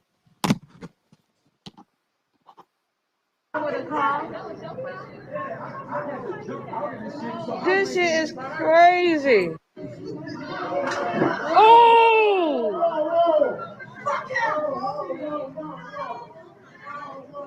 He's dead, and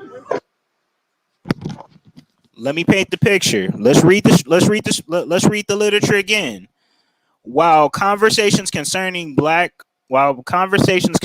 police brutality or racism are common, albeit misunderstood, there are rarely any attention to the ways in which sexual and domestic violence affect black men in their own communities. The hypermasculine stereotypes of black males make it almost unfathomable for many onlookers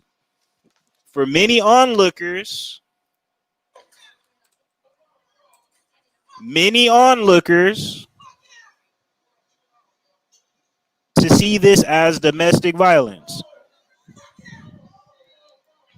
So, family, again, the political economy of the ManNot, the reimagining of it, the mindset, all of this is what is being displayed here. When you look at the evidence that's being presented and look at how the narrative is being structured, it will inform you exactly what your role in your place is, because we're not even done yet because it gets deeper. Because as I was looking at this, as I was researching this, I ran across a video from a young lady, and she gave her commentary.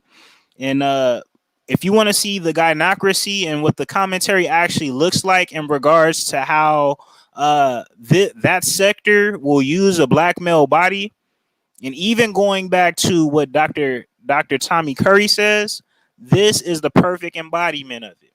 And so before we jump into it, and again, fair use, I want to cover this one more time before we actually get into the video, because this is primarily about literature and education. This is why this is fair use. This isn't a bash. This isn't trying to admonish, and this isn't trying to be disrespectful. Let's go back to the literature one more time on page 114.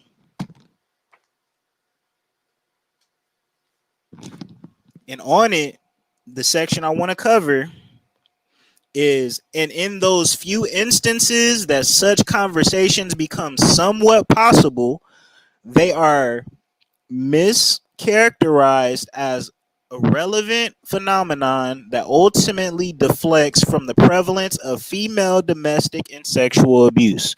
Keep that on your mind. Thank you, Brother Sevens, for highlighting that. Keep that on your mind as we watch this next excerpt. And if you wanted to see the gynocracy and how the actual talking points are developed and cultivated, this is another example of what that looks like in real time. This is what that looks like in real time, y'all. So without further ado. The story. She's 34 years old. Her name is Bashira. I hope I'm saying it right. Bashira Tripp of Portsmouth, Virginia. Portsmouth, Virginia. 34-year-old woman took her car, and when I saw the video, there was another car that was also, so it looks like she might have ran into the dude and smashed him up against the car. I don't know how the actual accident happened. Remember, talking points and language is important. Look at how she's building up the story. She rolled over, ran him completely over. There was another car that was fucked up too. She hit another car.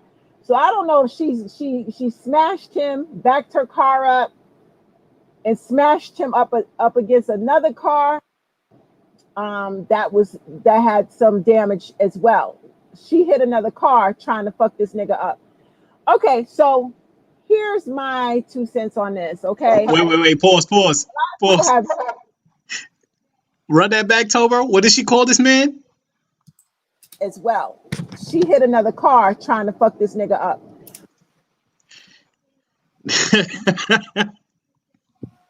Case in point of the gynocracy at work.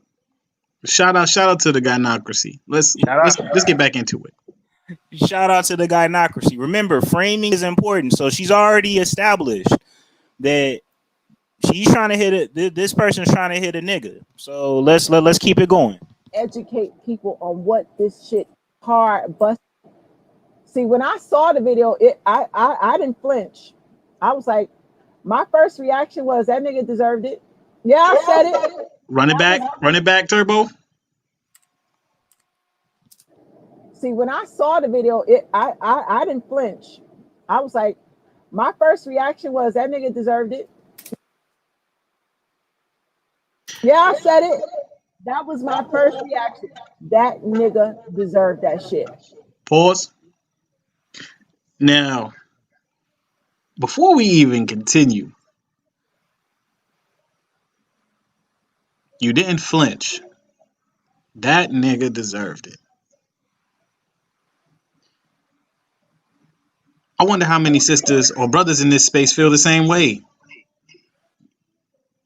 You know, not only that, I wonder if she's going to now, as this video continues, she gonna retract her statement and say, but that was kind of messed up. It sounds like that's where she's gonna go, but I could be wrong. Let's get back into it. She's screaming and yelling at him 18 years. I gave you 18, 19 years of my life. She's 34. So she's known this man since she was a teenager. That right there told me alone, this dude is a narc. He is a full-blown textbook narcissist. He's been grooming this girl since she was a teenager. And I don't condone violence of any sort. I don't condone it. Perfect. Wait. Pause. Brothers, we have 1100 in the building.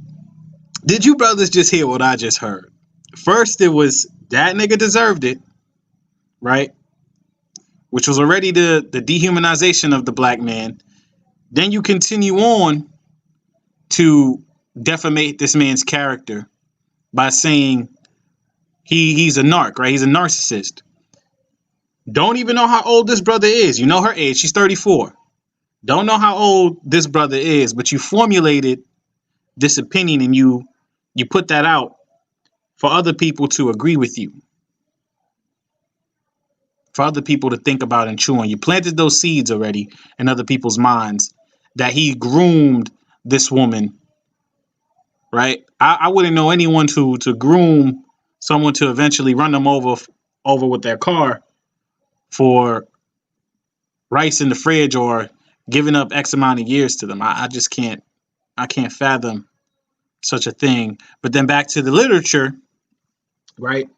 All of that, as far as black men being victims of domestic violence and sexual abuse, it's all been a theory, though we're watching it in real time, gentlemen, that it is not just a theory, that this is real, this is the reality, right? And when we see that and we talk about that, the response is, when I seen it the first time, I didn't flinch. I believed that nigga deserved it. Food for thought. You do the dishes. But let's get back into it.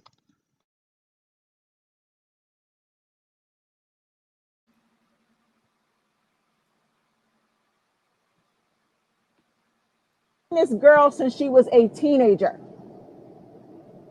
And I don't condone violence of any sort. I don't condone it. But in that moment, what I saw was a woman that has been repeatedly abused, lied, cheated on, disrespected. And I know she has tried to leave him several times and he begged her to stay. Gentlemen, hold on. Let me get this. This is the quintessential example of what Dr. Tommy Curry says when the black male can be reimagined into any form or case that benefits whomever. So in this case, she's deciding to use the abuser archetype or the quote unquote narc. Brother Seven, you got the floor. You spit. You know, this is the abused and battered woman archetype, but I like the fact that she's being a mouthpiece for this, right? This Brisha, who's been tripping, because you know her name's Brisha Tripp. But yes, JR, conditioning at its finest. Condition. This is extra strength right here. Extra strength. You know, extra strength conditioning. The ability of these women to get together and mount up like Voltron and have these talking points, even when there's no merit, no facts, nothing to tie it all together. It's not concrete, you know. But pay attention to the language, right? And shout out to Tia San and BGS for this. Yeah. Which category do you think that what's it called? Bishop Tripp, but Bashida Tripp falls under which toxic feminine archetype? Because we talked about this. Dr. Tia San and BGS talked about like the toxic feminine archetypes that are within our community. Which one do you think Bashida Tripp falls under, and which one do you think this black YouTube commentarist falls under? I'm gonna scroll and just let me know when to stop.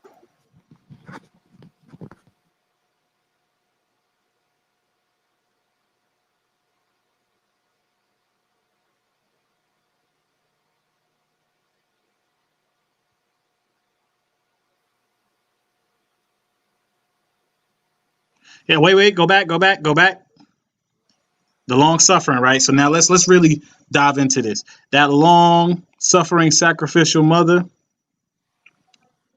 right? That's the painting that this commentator is painting Brisha Tripp in, right? She was groomed and she was getting tired of this, and he begged her to stay. And shout out to oos to BGS. We have BGS in the dojo today. Oos. But she's painting Brisha Tripp into the long-suffering mother. But now if we wanted to find the commentator, you can continue to scroll and I'll stop you when. Wait. Go back. Did this? Would she be considered a mentor? I think, Would she be considered a mentor? I think that I would call her. For her, I would think that she will fall under the abused victim category, and I'm gonna let that beautiful beam footage run because she gets into it, and this again, this ties back to what Dr. Tommy Curry says in regards to how you can reimagine a black male body and whatever need that needs to be it basically for what it needs to be used for. So in this case, she jumped. Basically, she took the actual footage, added her own commentary, and superposed this whole narrative, which is basically what she's doing, because she says she knows that this guy did this to do her to result in this. She knows X, Y, and Z. Again, So she was there. She was there for the 19 years in the relationship. She watched the whole thing go down, yet she did not report to law enforcement that this was happening. But she knows. She knows. Major key. Everybody has abused me, and you will too. I'll make sure of it. So I think that she's doing a lot of projecting. Let's get back into it. He begged her to stay. He's probably given her STDs, had side bitches, gotten other bitches pregnant, other bitches wanted to fight her. This is 18 years. This is a young woman. If she's 34 and she's in the video saying 18 years, she's known this dude since she was a teenager. And when we're teenagers, when we are teenagers, y'all, we don't make the best decisions when it comes to relationships. They might have been high school sweethearts even. This woman is trauma bonded to this man, period. So adding on to the humanization of the perpetrator and the dehumanization of the actual victim, this is that perfect example of what you're seeing right now. Who knows what her upbringing was? Did she have a daddy? Does she have daddy issues, mommy issues? Did she make this man her everything because her family treated her like shit? We don't know the facts. I'm waiting for the facts to come out because they will come out. Pause. Did y'all hear that? Did y'all brothers hear that? I'm waiting for the facts to come out. But before that left her lips, before she uttered that, what did she just say? I know. And had this rather vivid picture of what this woman she does not know from Eve or from a can of paint or a hole in the wall. She painted this picture that was solidified in absolutes, dehumanized the victim of the situation, then humanized the criminal. But then says, I'm waiting for the facts to come out, and they will come out. But let's get back into it. With a lot of pain, and this is not pain that just happened overnight. This is years and years and years of built up pain, frustration, anger. And I know she's tried to move on, and this sorry ass nigga probably begged her to stay through the cheating, through the lying, through the physical abuse. We don't know if he whooped her ass. We don't know if it's a history. He was whipping on her ass. Pause. We don't know about all of that, but we do know one thing: the rice in the fridge. We knew that because that was what she said out her own mouth. Yep. This goes back to what Dr. Tommy Curry says. Mm-hmm. Even when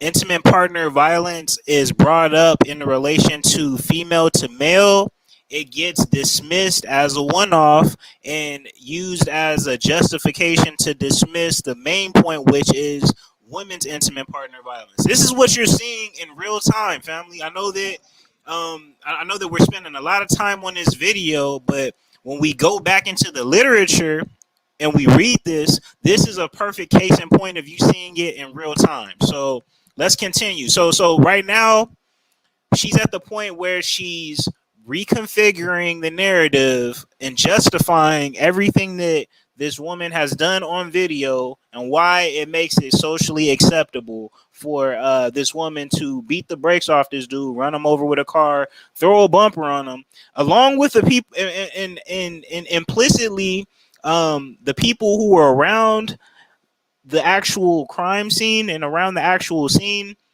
give them the freedom of like not being held accountable for doing any type of action to actually refrain her from moving forward.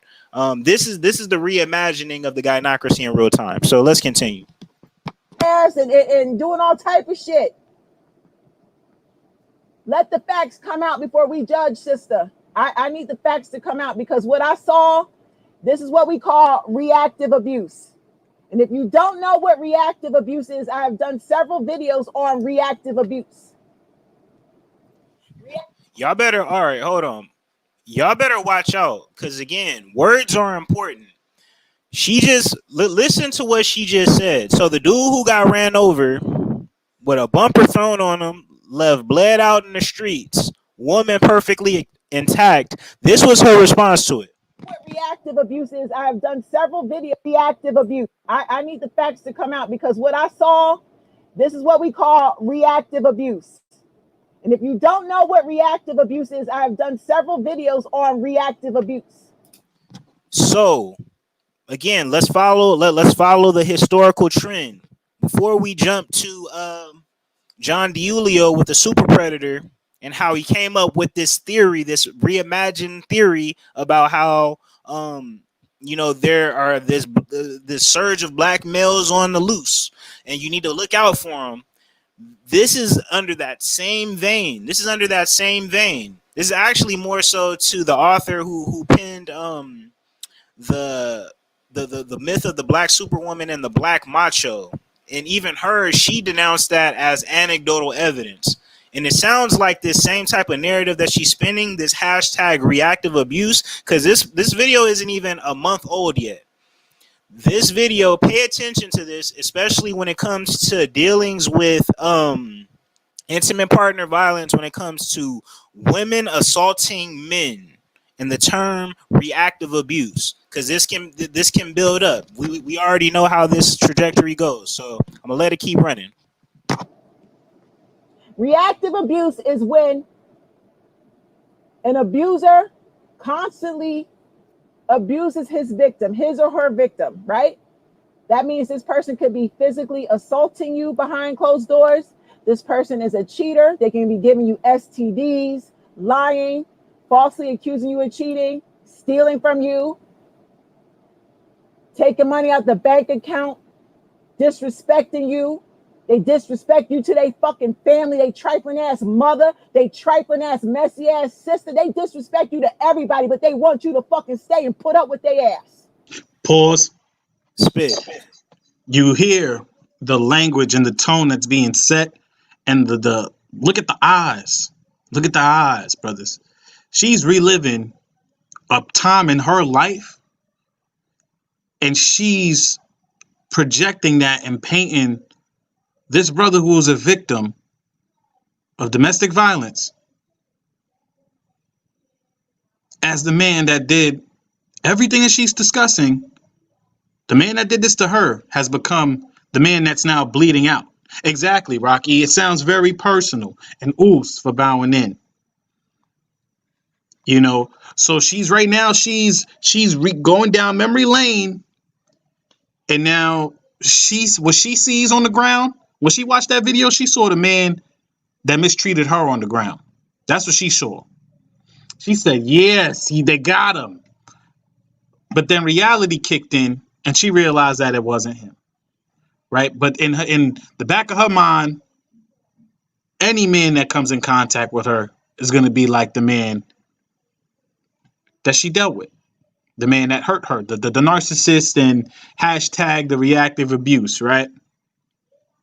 Now, I wanted to focus and hone in on what she said. She said, before we judge, sisters, we need the truth to come out. But you just made a bunch of accusations, false observations with no facts, yet you're saying you want it to come out. So there's this butter stepping that's happening. Exactly, Shop Talk Live. Undiagnosed dysfunction is what we are seeing in real time as we're reading the literature, right, of the ManNot.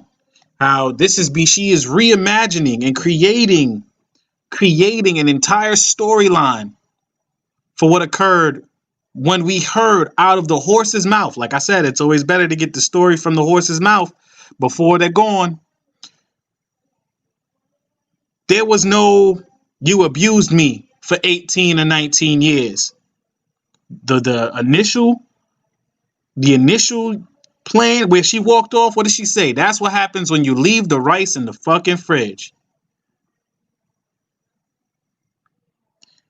I don't know if that's code for, according to this woman here, oh, she was the rice that was left in the fridge, and what happens is it just goes bad over time. I don't know what she's trying to paint, because I can't find the line of logic here. It's almost void of logic, and this is just emotional speculation.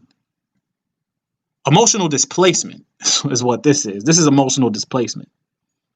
A lot similar to Wallace in the previous streams that we discussed, where she had a situation with her father and stepfather, and somehow that translated to every man in the world. Every black man in the world is like her father and stepfather. You know what? Let's jump to page 79. Let's jump to page 79. Let's hear from Michelle Wallace herself, because this sounds exactly like what Michelle Wallace was proponent was basically spouting when she wrote Black Macho and the Myth of the Superwoman. Wait a second. When she says, over a decade later, Wallace admitted that her view of black men was rooted in her traumatic experiences with her father and stepfather, as she says about her interaction with black men generally. I expected and found hostility, anger, competition, violence, dishonesty, misogyny, reactive abuse, and ignorance. These experiences had a lot to do with my quote unquote theories about black men and black male-female relationships as a black feminist. While many contemporary gender scholars would celebrate such epistemology, Wallace's view rarely rises above our more accepted notions of the stereotype. As she admits, I am not saying that there are not some black men out there who are mean to women. What I am saying is that I was not actually aware that there was any other kind of man. Wallace saw black men as the unvarying trauma of her childhood and incapable of loving black women.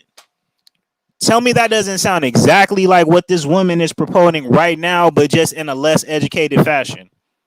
This is from the ivory tower all the way down. This is literally the Black Macho Part 2 that you're seeing in real time. This video it's not that old. It was made this month. So, brothers, again, keeping this on point and keeping exactly to what we're trying to get to, man.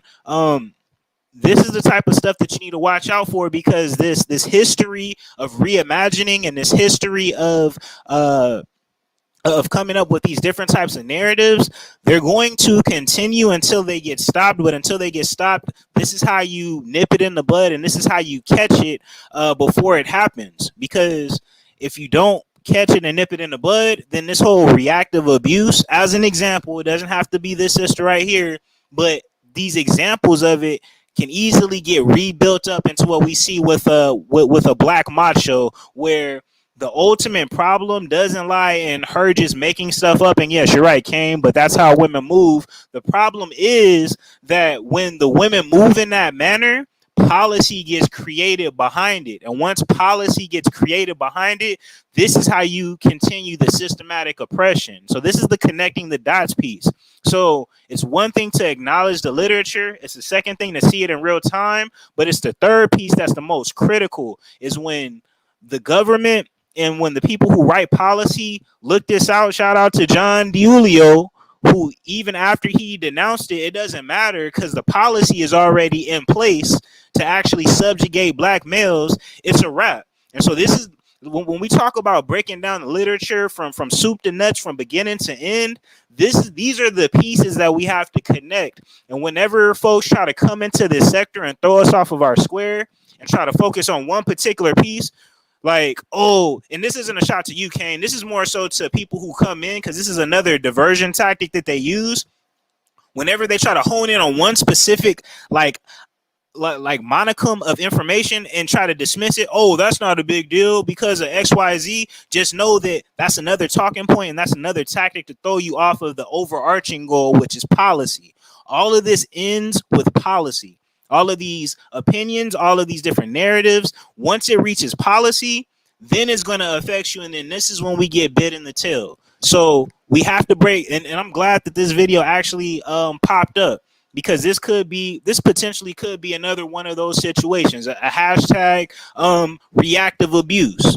This can easily be reapplied and reimagined for Megan Thee Stallion, retroactively applied for Chris Brown, and all of that stuff, especially in this hashtag culture, and especially in the culture where if you don't read, this is how you basically get hoodwinked. So let's get back into this game, man.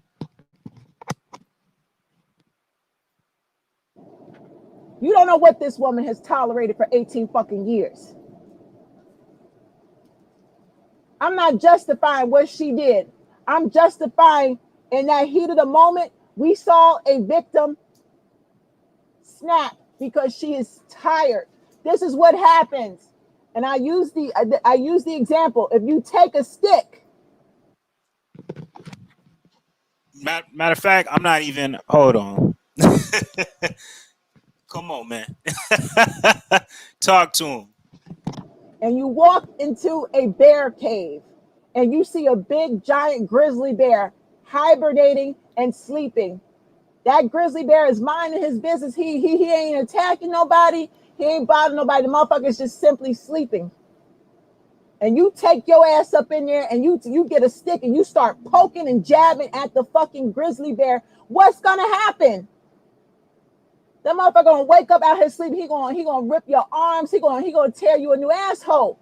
Then you wanna fucking run and cry and say, "Oh, this mean grizzly bear bit me. He ate me. He attacked me." No, bitch, you was provoking the fucking bear, and the bear. Wait a second. So you know what? I'm gonna let her finish. Snapped on your ass because you had no business fucking with the bear to begin with. I'll use another example. I love dogs. All right, before we jump into this, I want y'all to listen to this carefully and tell me that this doesn't sound like the gynocracy having a Freudian slip on their attack dogs. Listen up, listen up.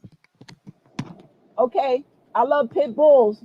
If you ever see an aggressive, angry pit bull, it's because he has a piece of shit owner. I've seen loving pit bulls. I've seen pit bulls around children that are very overprotective and very loving. Pit bulls are angry and aggressive because they're the people that own them, train them, or disrespect or abuse them. So an animal is a reflection of his or her own owner. Don't give pit bulls a bad rap, okay? It's the owner. Look at the owner. If the owner is trifling, neglectful, abusive towards the dog, then he's going to create an angry dog that snaps. You get a dog every day, and you know dogs are loyal. Dogs can be very loyal unless you teach them disloyalty. You get a pup, let's use a puppy dog. Every day that puppy dog runs up to you and he wants to be cuddled and hugged and loved, right?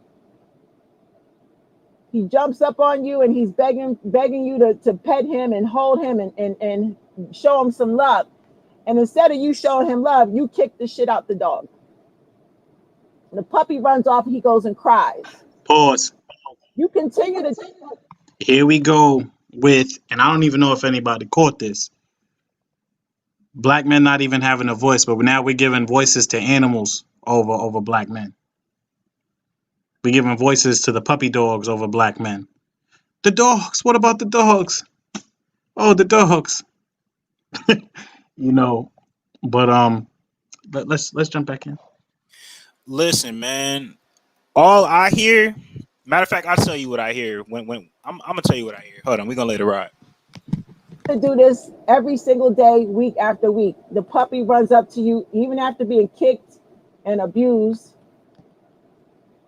The puppy still, out of loyalty, is running to you. I love you. Please pet me. I love you. You're all I know. Don't hurt me. Please show me love. Give me all I want is a hug, a pet. Pet me, hold me. And you continue to keep kicking and abusing the puppy. What's going to happen? One day, that puppy dog is going to snap on your ass and bite the living fucking shit out of you. What? Dear Maggles, the gynocracy cares for you.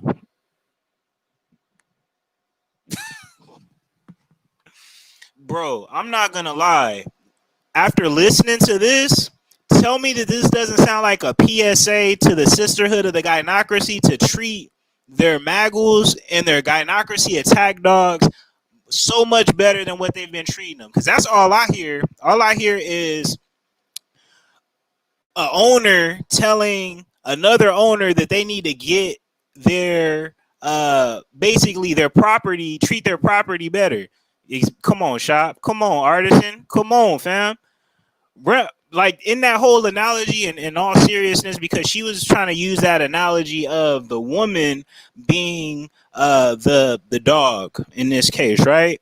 But if we know anything about the gynocracy, and if we know anything about how the black community is run, if you know anything about that, you know that the black woman is the owner of the black community. That's how it's been artificially constructed. Exactly, JR, pulling on the heartstrings and yanking, juggling. Exactly, it's gynocracy talking point 101.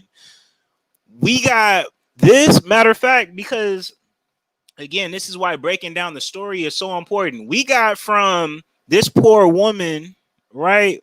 This poor woman who was abused by her husband.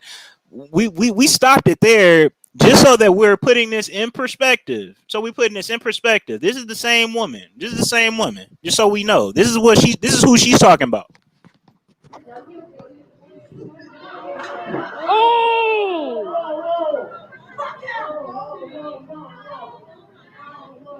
He's dead, and that's who she's talking about. That is who she's referring to as this poor woman that's being battered and abused. If you know anything about the gynocracy, the first thing that they're going to do is pull on the heartstrings, pull on the emotional strings. As she was going through, exactly, that was her Freudian slip. Come on. I want to run that piece back. That was the first thing that I thought of when I heard her go through that analogy of the dogs. I was like, she's talking to other owners, other pet owners, other gynocratic attack dogs and Maggle owners. This is a PSA for them. She's not talking to us. Run that back one more time. Listen. I'll use another example. I love dogs. Okay, I love pit bulls. If you ever see an aggressive, angry pit bull, it's because he has a piece of shit owner. I've seen loving pit bulls. I've seen pit bulls around children that are very overprotective and very loving. Pit bulls are angry and aggressive because they're the people that own them, train them, or disrespect or abuse them. Swap out pit bull for black man. Protective and very loving. Pit bulls are angry and aggressive because they're the people that own them, train them, or disrespect or abuse them. So an animal is a reflection of his or her owner. Don't give pit bulls a bad rap, okay? It's the owner. Look at the owner. The owner. Switch out pit bull for black man. So an animal is a reflection of his or her owner. Don't give pit bulls a bad rap, okay? It's the owner. Look at the owner. If the owner is trifling, neglectful, abusive towards the dog, then he's going to create an angry dog that snaps. Pause. Shout out to the backbone of the community, you know, the strong black woman that is leading in the front line, fighting the good fight, right? If we're looking at the owners, and I forgot what stream it was where the woman said black women didn't get to own the community the way that they wanted to, which was showing that she accepted the ownership part, but the way they wanted to entail. Perfect. You know, but you know, shout out to the backbone of the community, the strong black queens, and they were queens. You know, shout out to the queens. Shout out to the queens. Let's get back into it. You get a dog every day, and you know dogs are loyal. Black men. Exactly. And you know dogs are loyal. Dogs can be very loyal unless you teach them disloyalty. You get a pup. Let's use a puppy dog. Let's use a black boy. Dog runs up to you and he wants to be cuddled and hugged and loved, right? He jumps up on you and he's begging you to pet him and hold him and show him some love. And instead of you showing him love, you kick the shit out the dog. Pause. Let's use a black boy. He wants to be loved. He wants the affection of his mother, but his mother tells him to put his hands on the table and whips his back slave style, i.e. kicking the shit out of him. Continue. The puppy runs off, he goes and cries. You continue to do this every single day, week after week. The puppy runs up to you, even after being kicked and abused. The puppy still, out of loyalty, is running to you. I love you. Please pet me. I love you. You're all I know. Don't hurt me. Pause.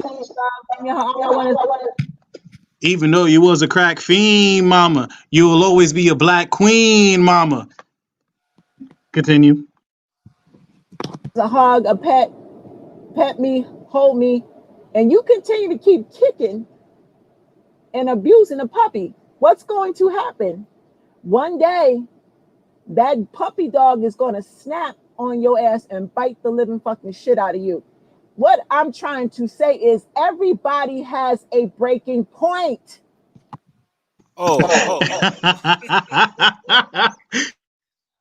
You go ahead, spit, bro. Spit. Hey, the floor is yours. Go ahead. You got the mic. Spit. Who's the first teacher again? The mom. Who has control over life or death? The mom. Who is all we know? And it's so real. This is real time right now, brothers. Even in this space, how you have brothers who hear things about women, and what is the first thing that these brothers do? They internalize it and they see their mother. They start thinking of their mother. They start thinking of their sisters and their cousins. And you even hear it in their response when we talk about these discussions. They be like, but your mama's a black woman, and that's a female. You know, that's somebody's mother, somebody's grandmother, somebody's auntie. That could be my sister. That could be my mother. Internalizing. Thus taken away from the victims and the real victim in the situation. Here she is on the forefront, doubling down that this sister is the victim. Though in the video, we see this brother bleeding, knocking on death's door. She's throwing fenders on top of him, screaming in his ear about leaving rice in the damn fridge. She don't give a fuck. Can't nobody stop her. You know, she's King Kong ain't got shit on this queen. You know, Kongina, you know, Brisha over there tripping and ain't no one stopping her. You know, she's above reproach in this situation, above all types of punishment. You know, can't tell Brisha nothing. She's tripping. Let her trip. It's justified. Shout out to the commentator. That nigga deserved it. right? And then I love pit bulls. Let's think about pit bulls. Replace pit bull for black man. Replace puppy for black boy. The puppy just wants to jump on you and get your affection and wants to be loved because you're all he knows. Who is all these young black boys know? Not their father, but their mother. Their mother. How many young brothers grew up in a single parent household and it's usually the mother taking care of them or some type of maternal figure taking care of them, and that's all they know? Because and then they even get handed down the story, well, your father walked out on me, or he was a piece of shit and he abused me, because that's what they love to tell their children. He abused me and hurt me. He hurt mommy. He hurt mommy. So anytime you see a man, remember, men hurt mommy. And then that little boy grows up a lot. Sometimes he doesn't even want to be a man. So what does he do? Sacrifices his masculinity before he even understands what it is. Or every time he comes in contact with a man, he has an autonomous thought or automatic thought. It's like a drone to attack masculinity any way he sees it. Fast forward into 2020, into this sector, it's happening day in and day out, where we have these drones coming in and making excuses and revealing their position. But again, the strong queen,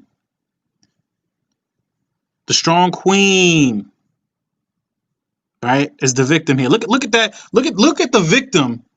Look at the victim by the commentator's line of logic that's crouching over him, screaming in his ear. Look at the victim. You see the blood coming out of not the quote unquote victim, right? But this is the predator, the oppressor, is the guy that's on the floor bleeding, knocking on death's door. But the victim in her eyes, in the sisterhood eyes, is the queen that's screaming at this man.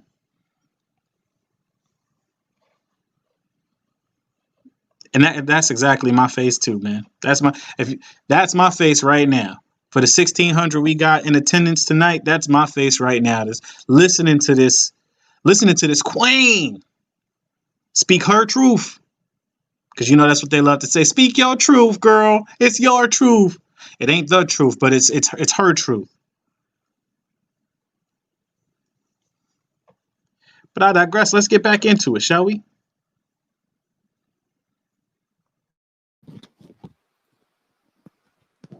And shout outs to Abe. Shout outs to Abe. Oos.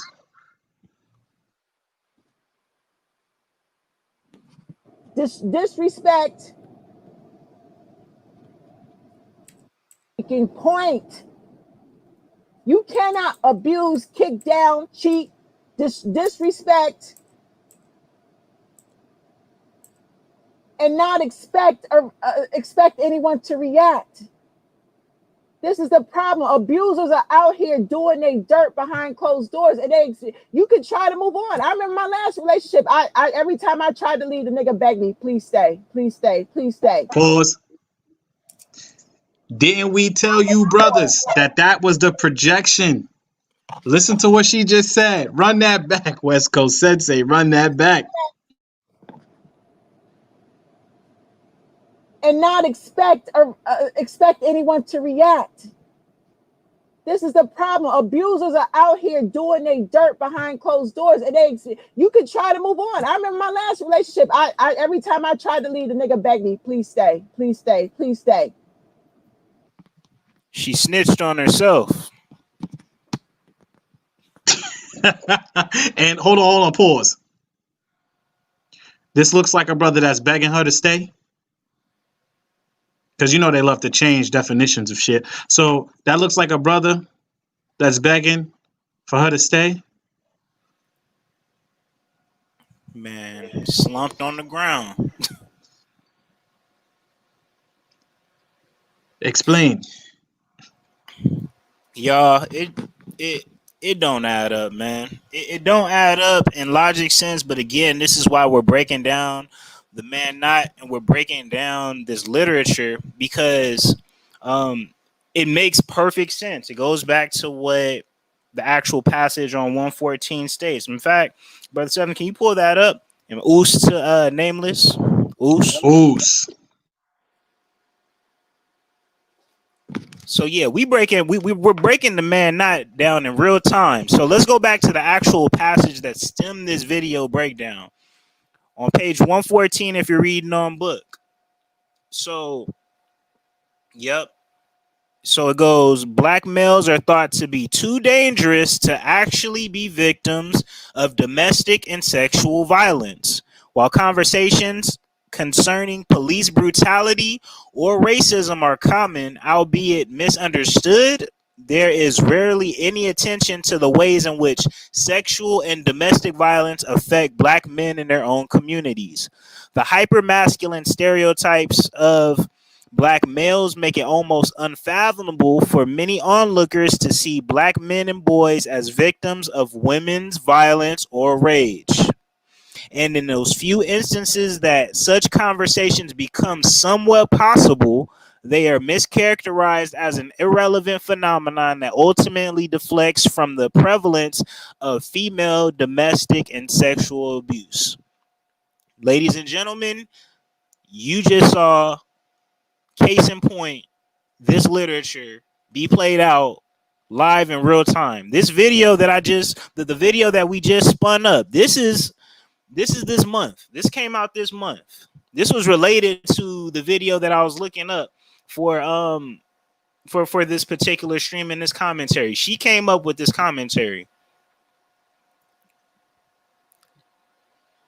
This is all in the actual. This is all in the process. This is all in the process.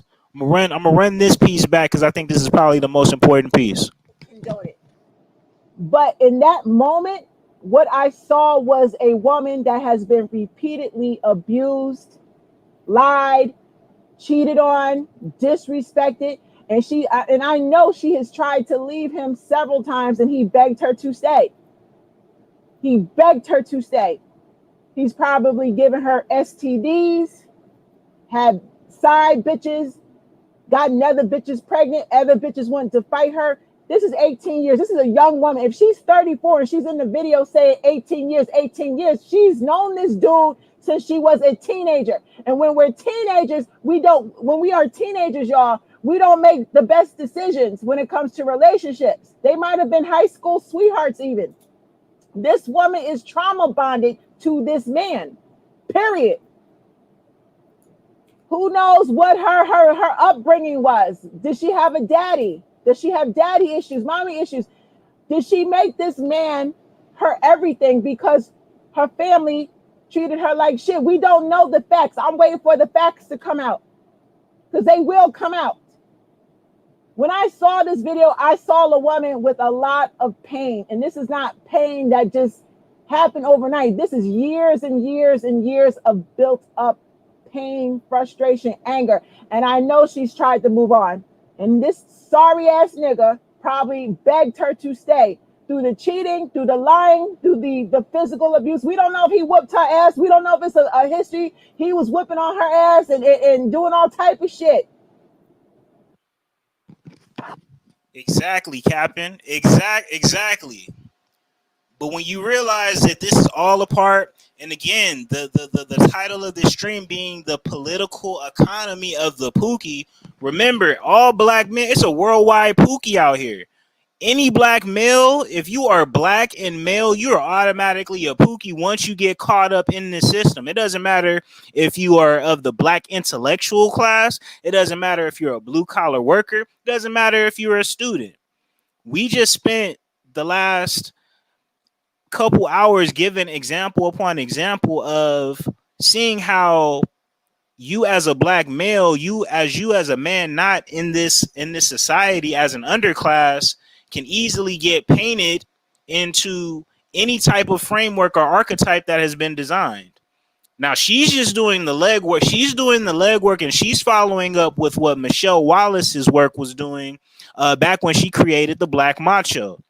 And again, this is why when Tommy Curry brings up the Black Macho, and that it's self-admitted that Michelle Wallace admitted that it was reimagined and it was all in her head as far as her personal experience with black men, that she mapped it all onto other black men.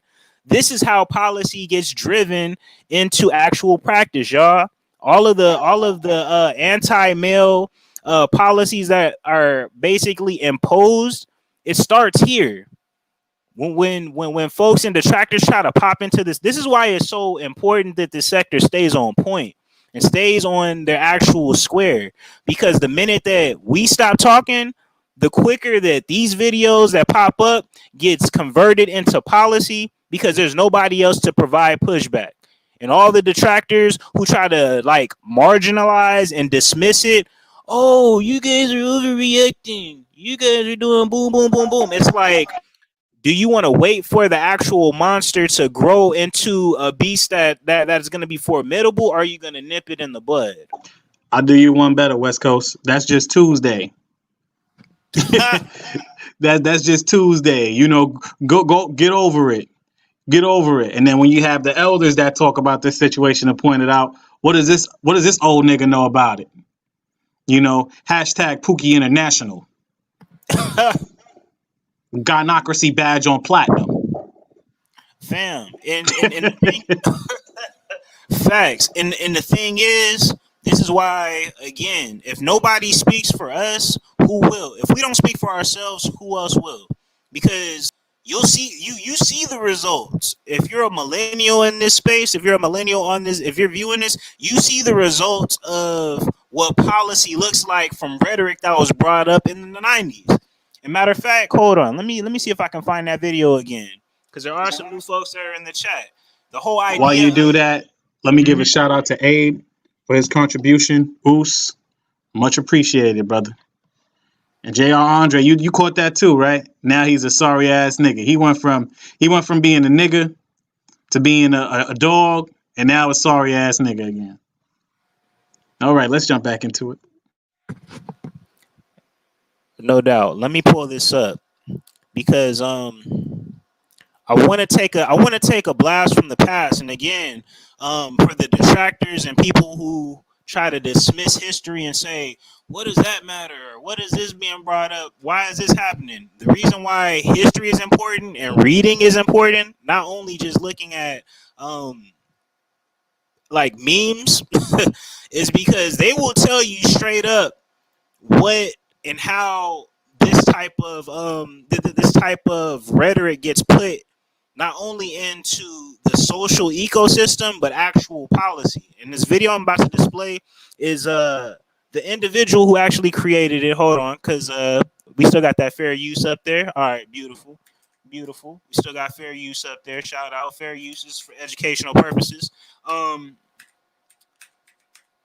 The individual almost messed up and had a almost messed up. Hold on. So this right here is the individual who created the term or coined the term super predator, John D. DiIulio. He is a political scientist, came from the ivory tower, still alive and kicking. He's the one who had this term be pushed into the stratosphere and ecosystem that you see today. When people come up and say, you know, black men are these animals and all these other terms, this is the source in which it was built upon, in which Dr. Tommy Curry has already confirmed that he has denied. Same as Michelle Wallace with the black macho and the myth of the superwoman.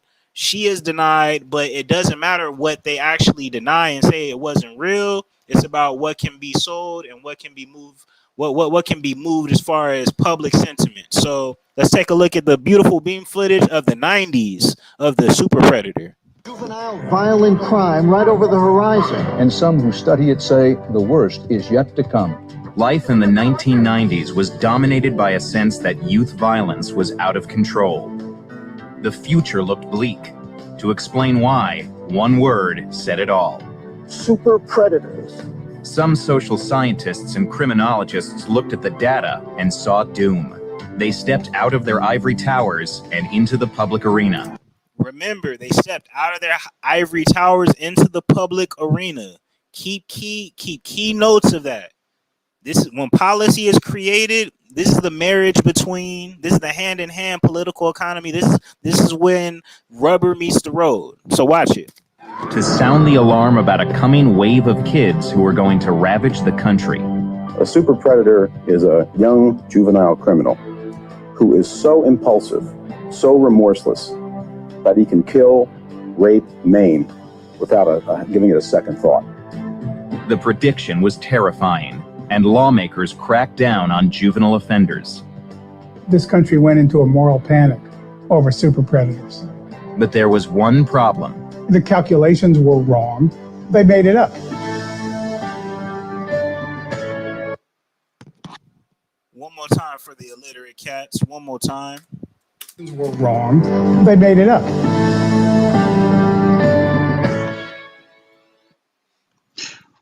Oos to Artisan MC for the big Oos. Oos, can we get a perfect for Abe, a perfect for Artisan, and we got another perfect for BGS, who stated, perfect. Pass the damn plate, y'all. Pass the plate. You win. Perfect. Perfect. Perfect. But let's jump back into it. Yeah, man. So again, when we're breaking this when we're breaking this literature down, the overarching theme that we want to drive home is that when the joke that's kind of that kind of gets brought up where niggas need to read pops up, this is where it actually comes into fruition. Because when you go from Dr. Tommy Curry and this literature that we're breaking down and you apply it to what you're seeing in the real world examples that you're seeing day to day, then you'll be able to catch it from Jump Street and nip it in the bud. And nobody's saying that you need to have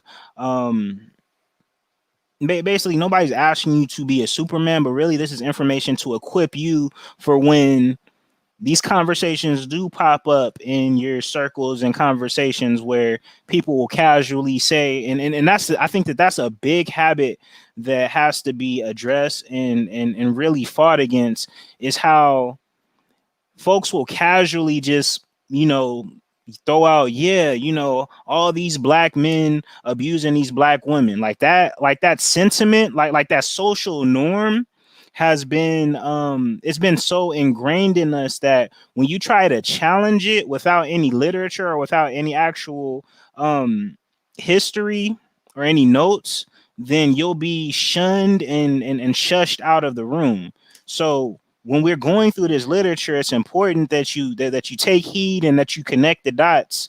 And we're using this commentary as source material for you to begin to get in that habit, because it's bigger than just this stream. It's bigger than just that one particular commentary or content creator that was brought up as reference.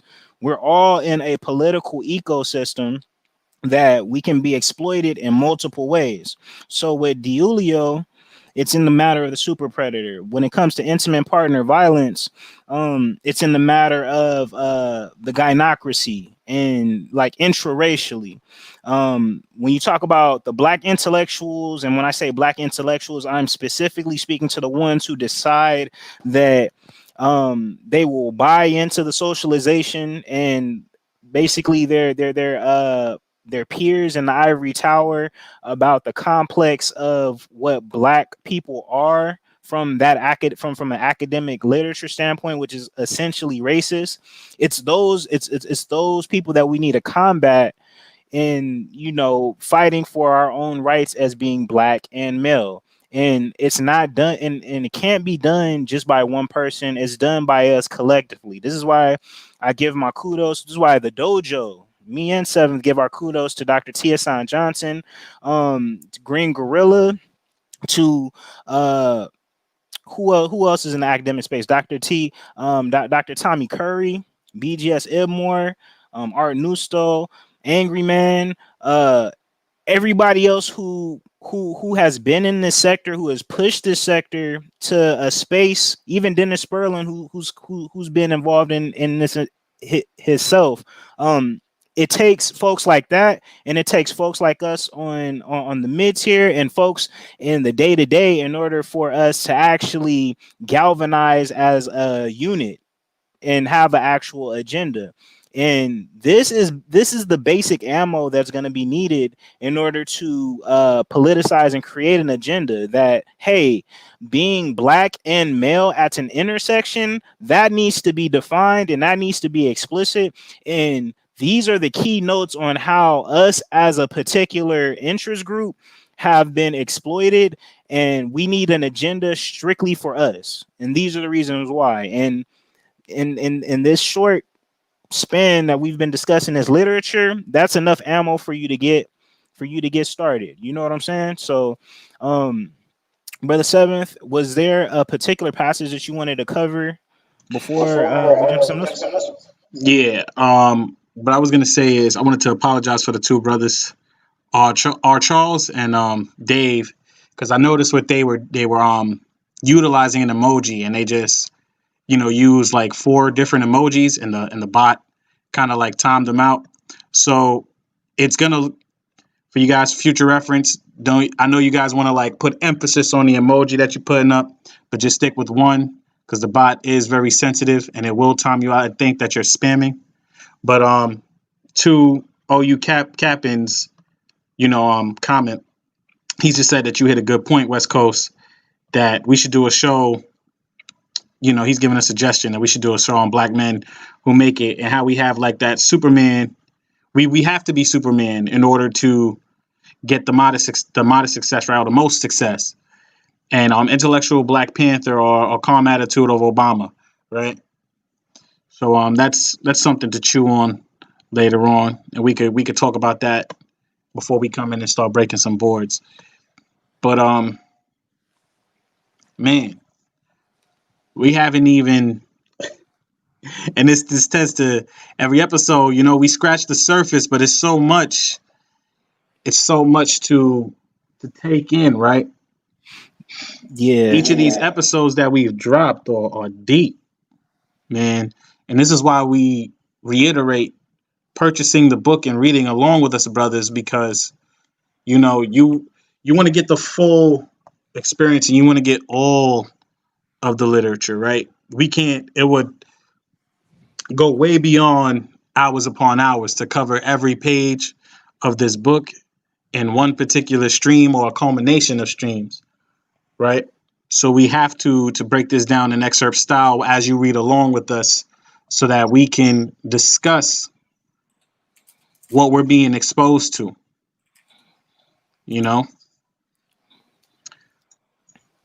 But now I wanted to pick up where the last highlighted space left off, saying that the fact remains unacknowledged, right? In the current academic disciplines, that word discipline, what did I say earlier? That what was one of the things that we lacked? Discipline, right?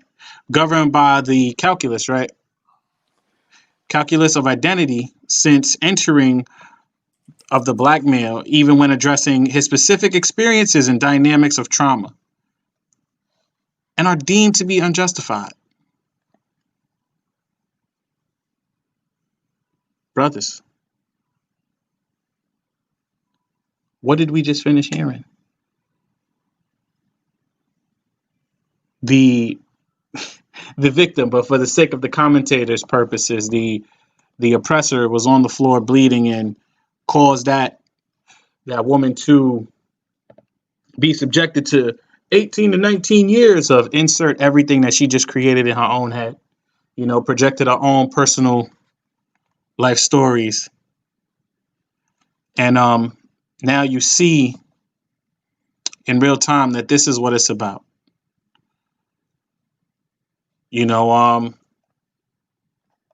Continuing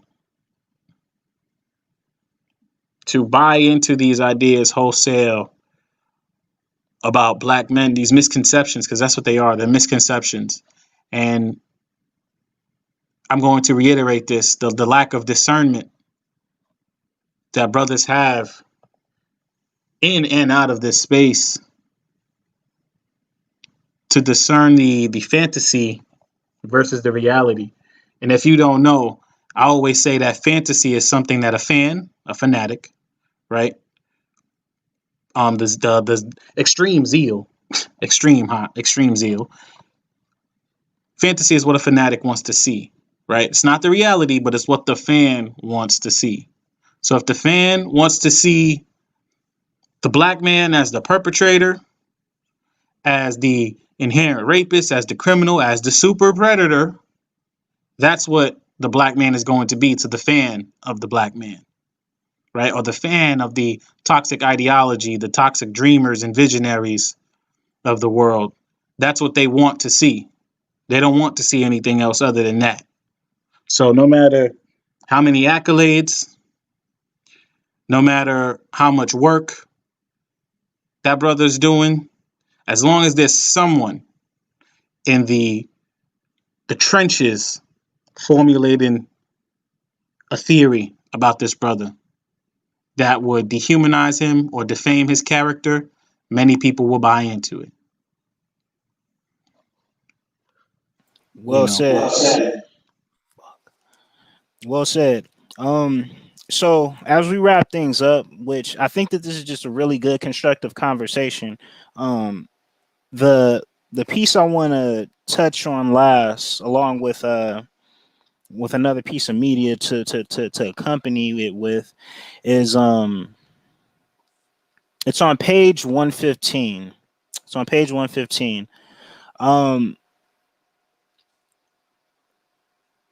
And it speaks to the national average of to the national intimate partner and sexual violence survey that occurred in 2010. So I'm gonna start there. So it says that the National Intimate Partner and Sexual Violence Survey 2010 makes a similar case for considering black men as victims of IPV, intimate partner violence.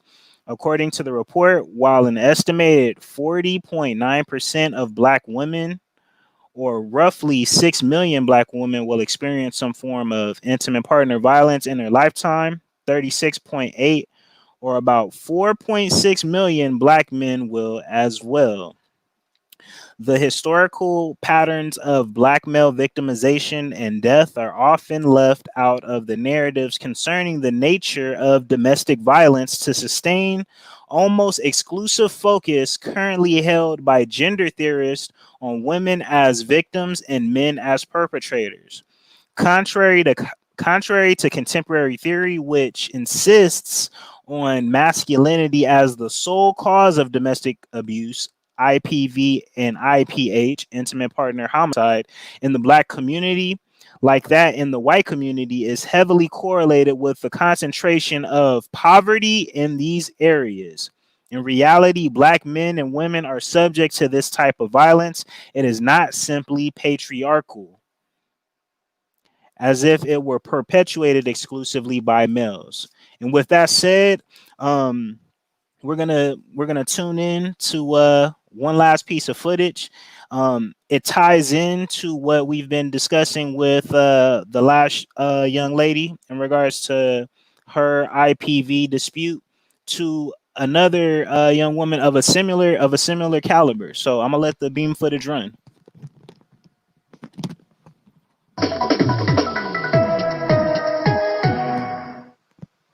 Assault after running over her husband, learns in court today that her husband has died from his injuries, and now she's charged with murder. As you will see, it shocked her and stunned those who know Toya Mathis. WLKY's Ann Bowden has more from the scene. Well, as you can see behind me, Louisville Metro Police have returned to the scene of the crime here in the parking lot outside of Incredible Dave's, since this has now become a murder case. All of this started Monday night. Everybody loved Toya. Yeah. She's a wonderful person. Yeah. Ms. Mathis, on case number 58, you're charged with assault in the first degree, domestic violence, Thaddeus Thomas. And then on case number 59, it looks like the charge has been upgraded to murder, domestic violence. Bond on both of these has been set at $500,000. Obviously shocked, 28-year-old Toya Mathis learns in court that her husband, 31-year-old Thaddeus Thomas, is dead, and she's now charged with murder. Police say on Monday, Mathis and her husband got into a verbal argument in this parking lot on Westport Road. That's when police say Mathis got into her Dodge Charger and intentionally hit Thomas. The impact sent him 5 to 10 feet in the air. Emergency crews rushed him to University Hospital, and on Tuesday, he died. I've been shaking ever since I heard it, you know, because it's not her. Not her. I'm a senior in the neighborhood. Toya baked me brownies, you know, for Thanksgiving dinner. I mean, She's come wonderful. down and get you a plate. Neighbors say Mathis lived in the area for 2 years after moving from a previous violent relationship. They said she and Thomas became a part of the neighborhood with her mother and son. Mathis is also 8 months pregnant. Her only record, a speeding ticket 8 years ago. I don't know what happened there, so I can't speak of it, but I will put my hand to Jesus to say that I know that's not Toya. Friends of Toya Mathis say they are praying for Toya, they're praying for her family, and for the family of Thaddeus Thomas. Right now, Toya remains in jail at Metro Corrections on a $500,000 bond. Here, outside of the Rolling Hills Shopping Center, Ann Bowden, WLKY News. Thank you, Ann. WLKY. Ooh, you want to go first or should I go? Go ahead and spit, man. There's this common theme of, and I love reiterating this point that these women, they're quick to tell you, I'm not a bad person. Even when they get into their spiel of explaining their stories, they make sure that's the first thing they get out before they continue their story. I'm not a bad person though. And then they paint if they don't say it verbally, they do the pulling at the heartstrings and the jugulars, right? Well, I just don't know her to do anything like that, but she did it. The point is she did it. And it's funny that going back to Wallace's, fallacy of the Superman, right, or the Superwoman and the macho, right, where these black women honestly believe that we're just glutton for punishment. Like we're just asking to be hit by cars and drugged and stabbed or shot for not willing to argue with you, and that everything will be okay. That there's so they have an innate understanding that there is I don't know if they get coached that there's really no heavy repercussion as long as they pretend that they're crazy. They scream as loud and they make a few noises, flail their arms up a little bit, and there's something wrong with her. This needs to be investigated. You get what I'm saying? Or tell him how bad he treated you. And then you get the drones, the brothers that's a female. Forget what she did to this brother, but that's a female. Women are sacred. You came from a black woman. That's a mother goddess right there. That's a queen.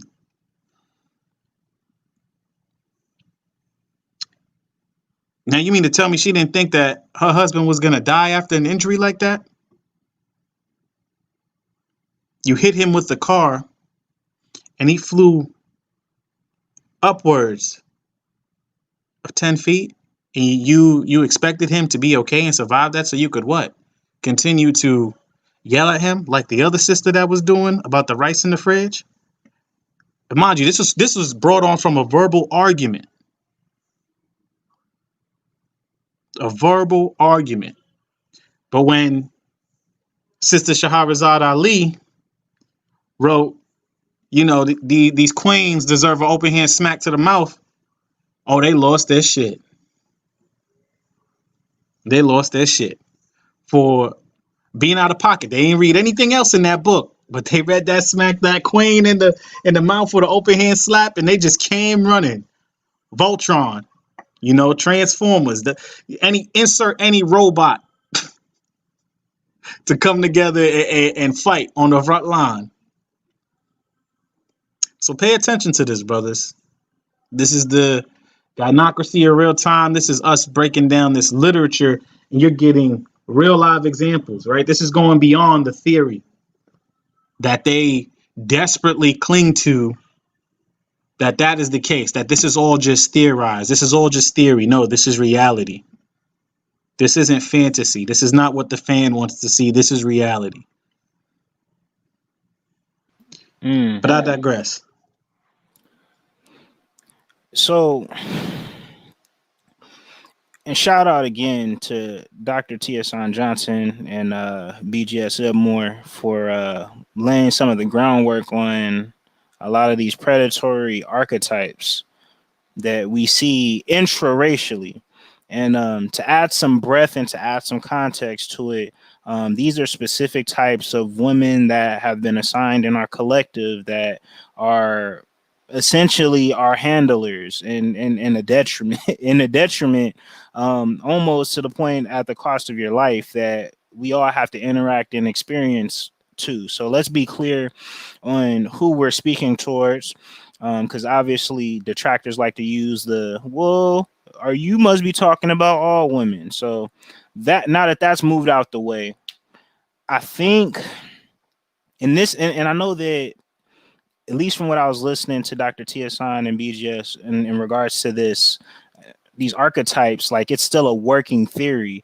I can't help but think that the examples that we're seeing is a new type of archetype, because it's like a combination of the combative provocateur, because that's a common theme that I've seen amongst the three ladies. So the one that we just saw who had an argument with her with her boyfriend, who hit him and ended up dying, the altercation between the sister who ran over and threw a bumper on the man that she was dealing with, and to a certain degree it sounds like the woman who is defending said woman has that same type of tone and that same type of aggression, but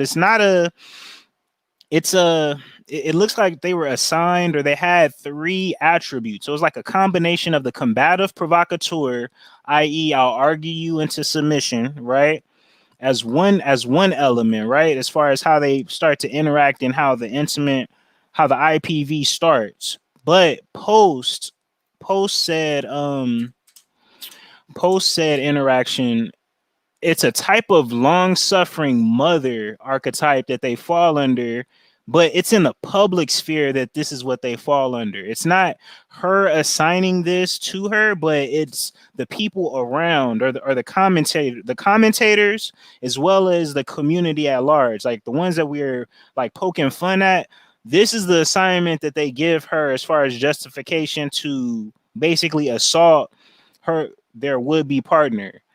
What trauma did said male put her through to cause her to react in such ways? She probably spent 18 years of her life of, having manipulation and possibly being beat herself, and possibly being contracting STDs and fighting with other women based off of this man. All of these ideologies and thoughts being assigned to said women, or said, people of the Gynocratic Council. That's what they're assigned post event, right? But at the same time, it's an abused victim mentality that they kind of take upon, or they assign themselves when this occurs. Like the woman who was in who was in the video that we were covering, just assigning this identity of a narcissist to the man who was ran over. That's the category that she was falling under, and some of the attributes that she was exhibiting. Weaponizes abuse to suit her interests. Avoids what's that right there? Uses it to avoid self accountability. That was the biggest thing that I saw missing in all of the commentary and all of the actual presentation from aspects of different levels, from the news media coverage standpoint, all the way down to the personal, gynocratic commentator standpoint, is they removed accountability from all of these women. It was always either a neutral or a placement of somehow the male is responsible for this actual incident that occurred, which She's not a bad person, West Coast. They're not bad people. exactly. They were the best of the community, and they were just beaten and battered and oppressed and unprotected. Oh my God! They no wonder they did it. That brother, that sorry ass nigger deserved it because they beat our sisters.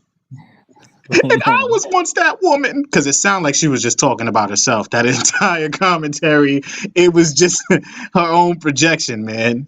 And it's very sickening to tune into or tap into such fictitious narratives, right?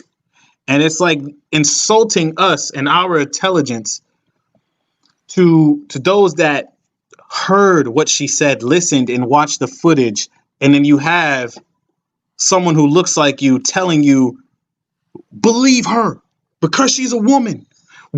Women always get overlooked. Believe her. But you see the brother bleeding on the floor. You hear that this woman got into her Dodge Charger and killed her husband. And then you hear women, you hear other women. Notice that news clip. I didn't see no man speak on that situation. It was nothing but women clutching their nails and hands and carrying karma and Jesus in their purse as per usual. And I'm gonna pray for her family. That's just not her. That's not her. Trying to point to us that let's not look at her like the criminal she is. Right. There's a level of exoneration that's given, and the part that's fascinating. This is the part that's fascinating with me, right? If we're looking at this from an intersectional standpoint, right? They will. This is the double minority being placed in full effect here, right? So from on our end, as far as like us in the Black community, they get the benefit of the doubt as far as this being a Black woman, and that how the system is. Let's give her the benefit of the doubt. But from society standpoint, as a female, it's well, this is a woman, so let's give her the benefit of the doubt. And exactly, nameless, social dominance, order written, exactly. But you notice, because there's always this argument, and that's what I'm curious. This is the part that I'm curious about, is when the folks who actually try to use the, because I laugh not in like jest, but like in like irony, how even in this video, the people who were a part of it do not want to be identified. They don't want to be identified in the actual incident, right? But they're still there to cover up for her. Miss Carolyn, and then I think the other one was Nita, who popped up, where it's like we will still cover for you, but we won't be a part of it. So we still are gonna basically chip in and give you protection so that you don't have so you can be removed from accountability, but at the same time we're not going to involve ourselves. I find that fascinating, because when it comes to Black males in this community, right, we're not given that same type of treatment. There's more than one. If the other shoe was on the other foot, I'm just trying to think of the situations of how many people wouldn't want to add on about how this Black man isn't ish, and how he should get the full extent of the law when it comes to abusing their partner or abusing this woman. So the incongruities is the part that fascinates me the most, because we understand that as a black community, there's a racial component that we have to deal with, but that that separation between sexes and gender, as far as we're not granted that same type of protection, and the protection that we do get is in a perverted way. That's the part that doesn't add up, and this is how we end up having a break, and having a break in our actual cohesion and being able to move forward as a unit. Let me see. And then it looks like Nameless said, exactly, let that have been done to a white dude. Exactly. All of that would have been out the window. So again, this tying back into the political economy of things, this is another example of how, again, the black male body as an entity can still be exploited without any type of repercussions. And we're just looking at this on an intra-racial level right now. But if you've been following with us in the stream earlier, we covered the interracial as well. But it's a worldwide for us, we're a worldwide Pookie. Pookie International, baby. Pookie International. Facts. We getting people are getting literally millions off of our backs and off of our bodies. You know what I'm saying? Whether hook or crook. And they've got it sewed up to the point where even amongst ourselves, there are folks who will want to exploit and basically separate and take advantage and get a piece of the cut and a piece of the pie. So I say all of that to say that, gentlemen, those who are deciding to move forward in this space and in the environment that you're in, this is the reality that you're facing now. From here, this is where you move accordingly in understanding some of the nuance of how to interact with some of your fellow skin folk who may not be your kinfolk. I'm gonna pass it to you, Seventh.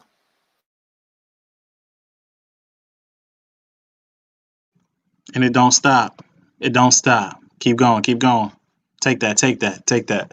So yeah, man, this is Pookie International on display in real time as we break down this literature. And this GIF, I'm laughing at it, but it's sad, man. You know, and Nameless, you're right. We do get that handler treatment. You know, it's like, well, we didn't get to run the black community the way we want to. But what they really want to say is we didn't get to run black men the way we want to. Because now in 2020, we have that choice, right? We have that option available to us to just, in my eyes, I believe we always had it. But, that's neither here nor there. But now everyone's saying we finally have the choice. But as we wrap this up on a high note, I just want to let you brothers know, if you haven't heard it anywhere else, you heard it here first. You are not an inherent rapist. You are not a super predator. You are not a criminal of any kind. You are a black man, and I am proud of all the work that you continue to do. And again, if you haven't heard it here, you've heard it. If you haven't heard it anywhere else, you've heard it here in the dojo first. We are proud of you, brother, and keep on going. As you brothers head on out and chew on this, I hope you enjoy the rest of this coming week and tune in next time. West Coast, any final thoughts before you carry us out? Man, I think you wrapped it up eloquently. You know what I'm saying? So at the end of the day, brothers, we got much work to do. Although we got some opposition against us in many different forms, at this point, we got enough material to fight back with. So, y'all stay smooth out there, man. Take care.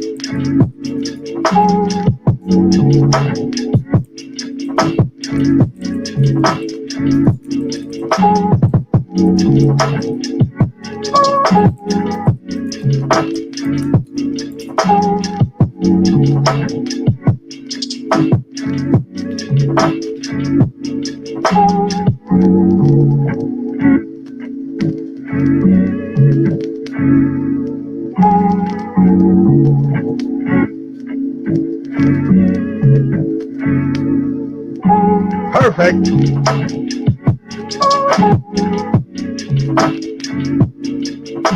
Round.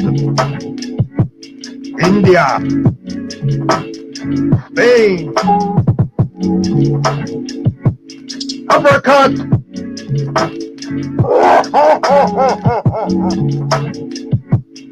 Yahoo!